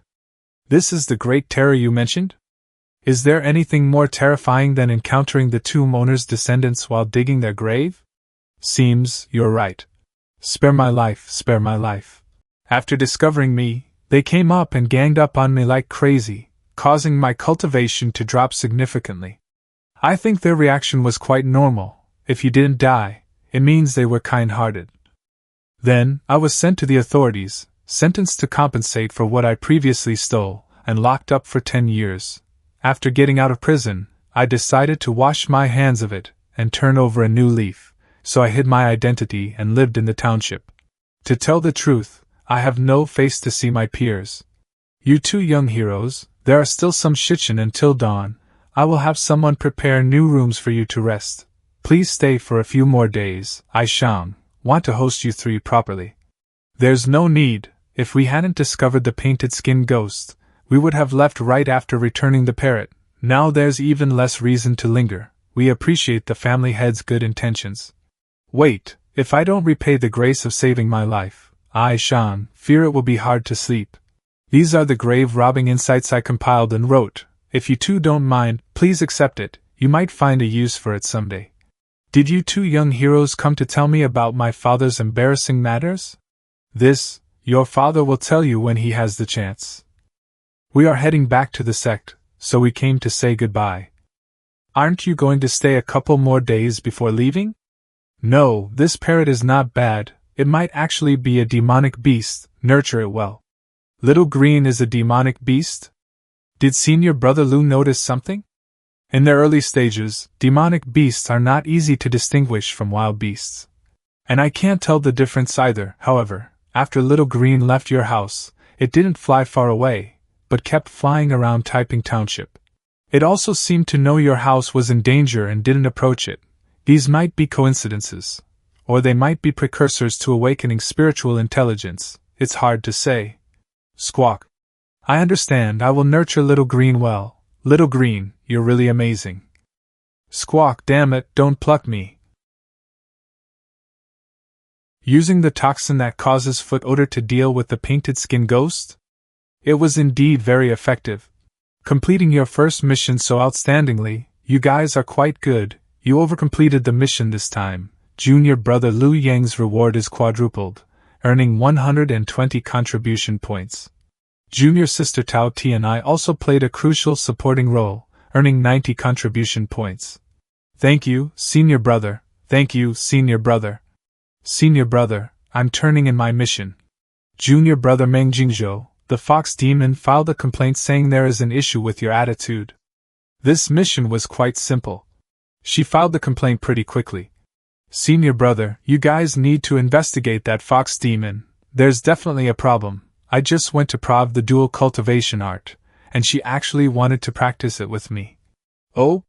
She even said she wanted to inspect the goods to see if they were real. If it weren't for my spiritual root, I definitely wouldn't have gotten this complaint. Brother Meng, my condolences. Junior Brother Meng Jingzhou, don't worry, I will settle your contribution points as normally completed. We will also investigate this Fox Demon. Really? Really? Junior Brother Liu, Junior Sister Tao, you completed your first mission and earned quite a few contribution points. These 2 copies are the list of items you can exchange for 1 to 2,000 contribution points. Take a look. 1 to 2,000? There are more expensive ones, but you won't be able to afford them anytime soon, so this range is just right. Senior Brother, what is the most expensive one? There are too many things that can be exchanged. I can't clearly remember the most expensive one either, however. The most popular one is this. Wendao Sect Master one day experienced her. The timer starts upon exchange. Be the Wendao Sect Master for 1 day. Enjoy all Sect Master privileges. Mobilize elders for meetings. And handle sect affairs. Basically, you can do whatever you want. It's just that everyone can't afford it. There actually is such a thing? Why is there no price? It couldn't fit, it's on another piece of paper. I suggest you don't look at it now, at least you can still have some hope. Once, several highly experienced senior brothers wanted to pool their funds to exchange for it once to satisfy their craving. Pooling funds means everyone chips in money, and one person enjoys it. In the end, they fought over who would be the sect master for a day, and all of them ended up lying in Pill Cauldron Peak receiving treatment. At that time, everyone in the sect went to see the joke, and the fun pooling ended up unresolved. After this incident, those few continuously went out to do missions, and they haven't been seen for a long time. Is it because they lost face from this infighting and were spectated by the whole sect? So they're too embarrassed to come back? What's so embarrassing about a fight among fellow disciples? In my opinion, they went out to earn contribution points. They all want to be the first to become the sect master, and make the others call them daddy. No, you are all wrong. This exchange option is the sect master's conspiracy.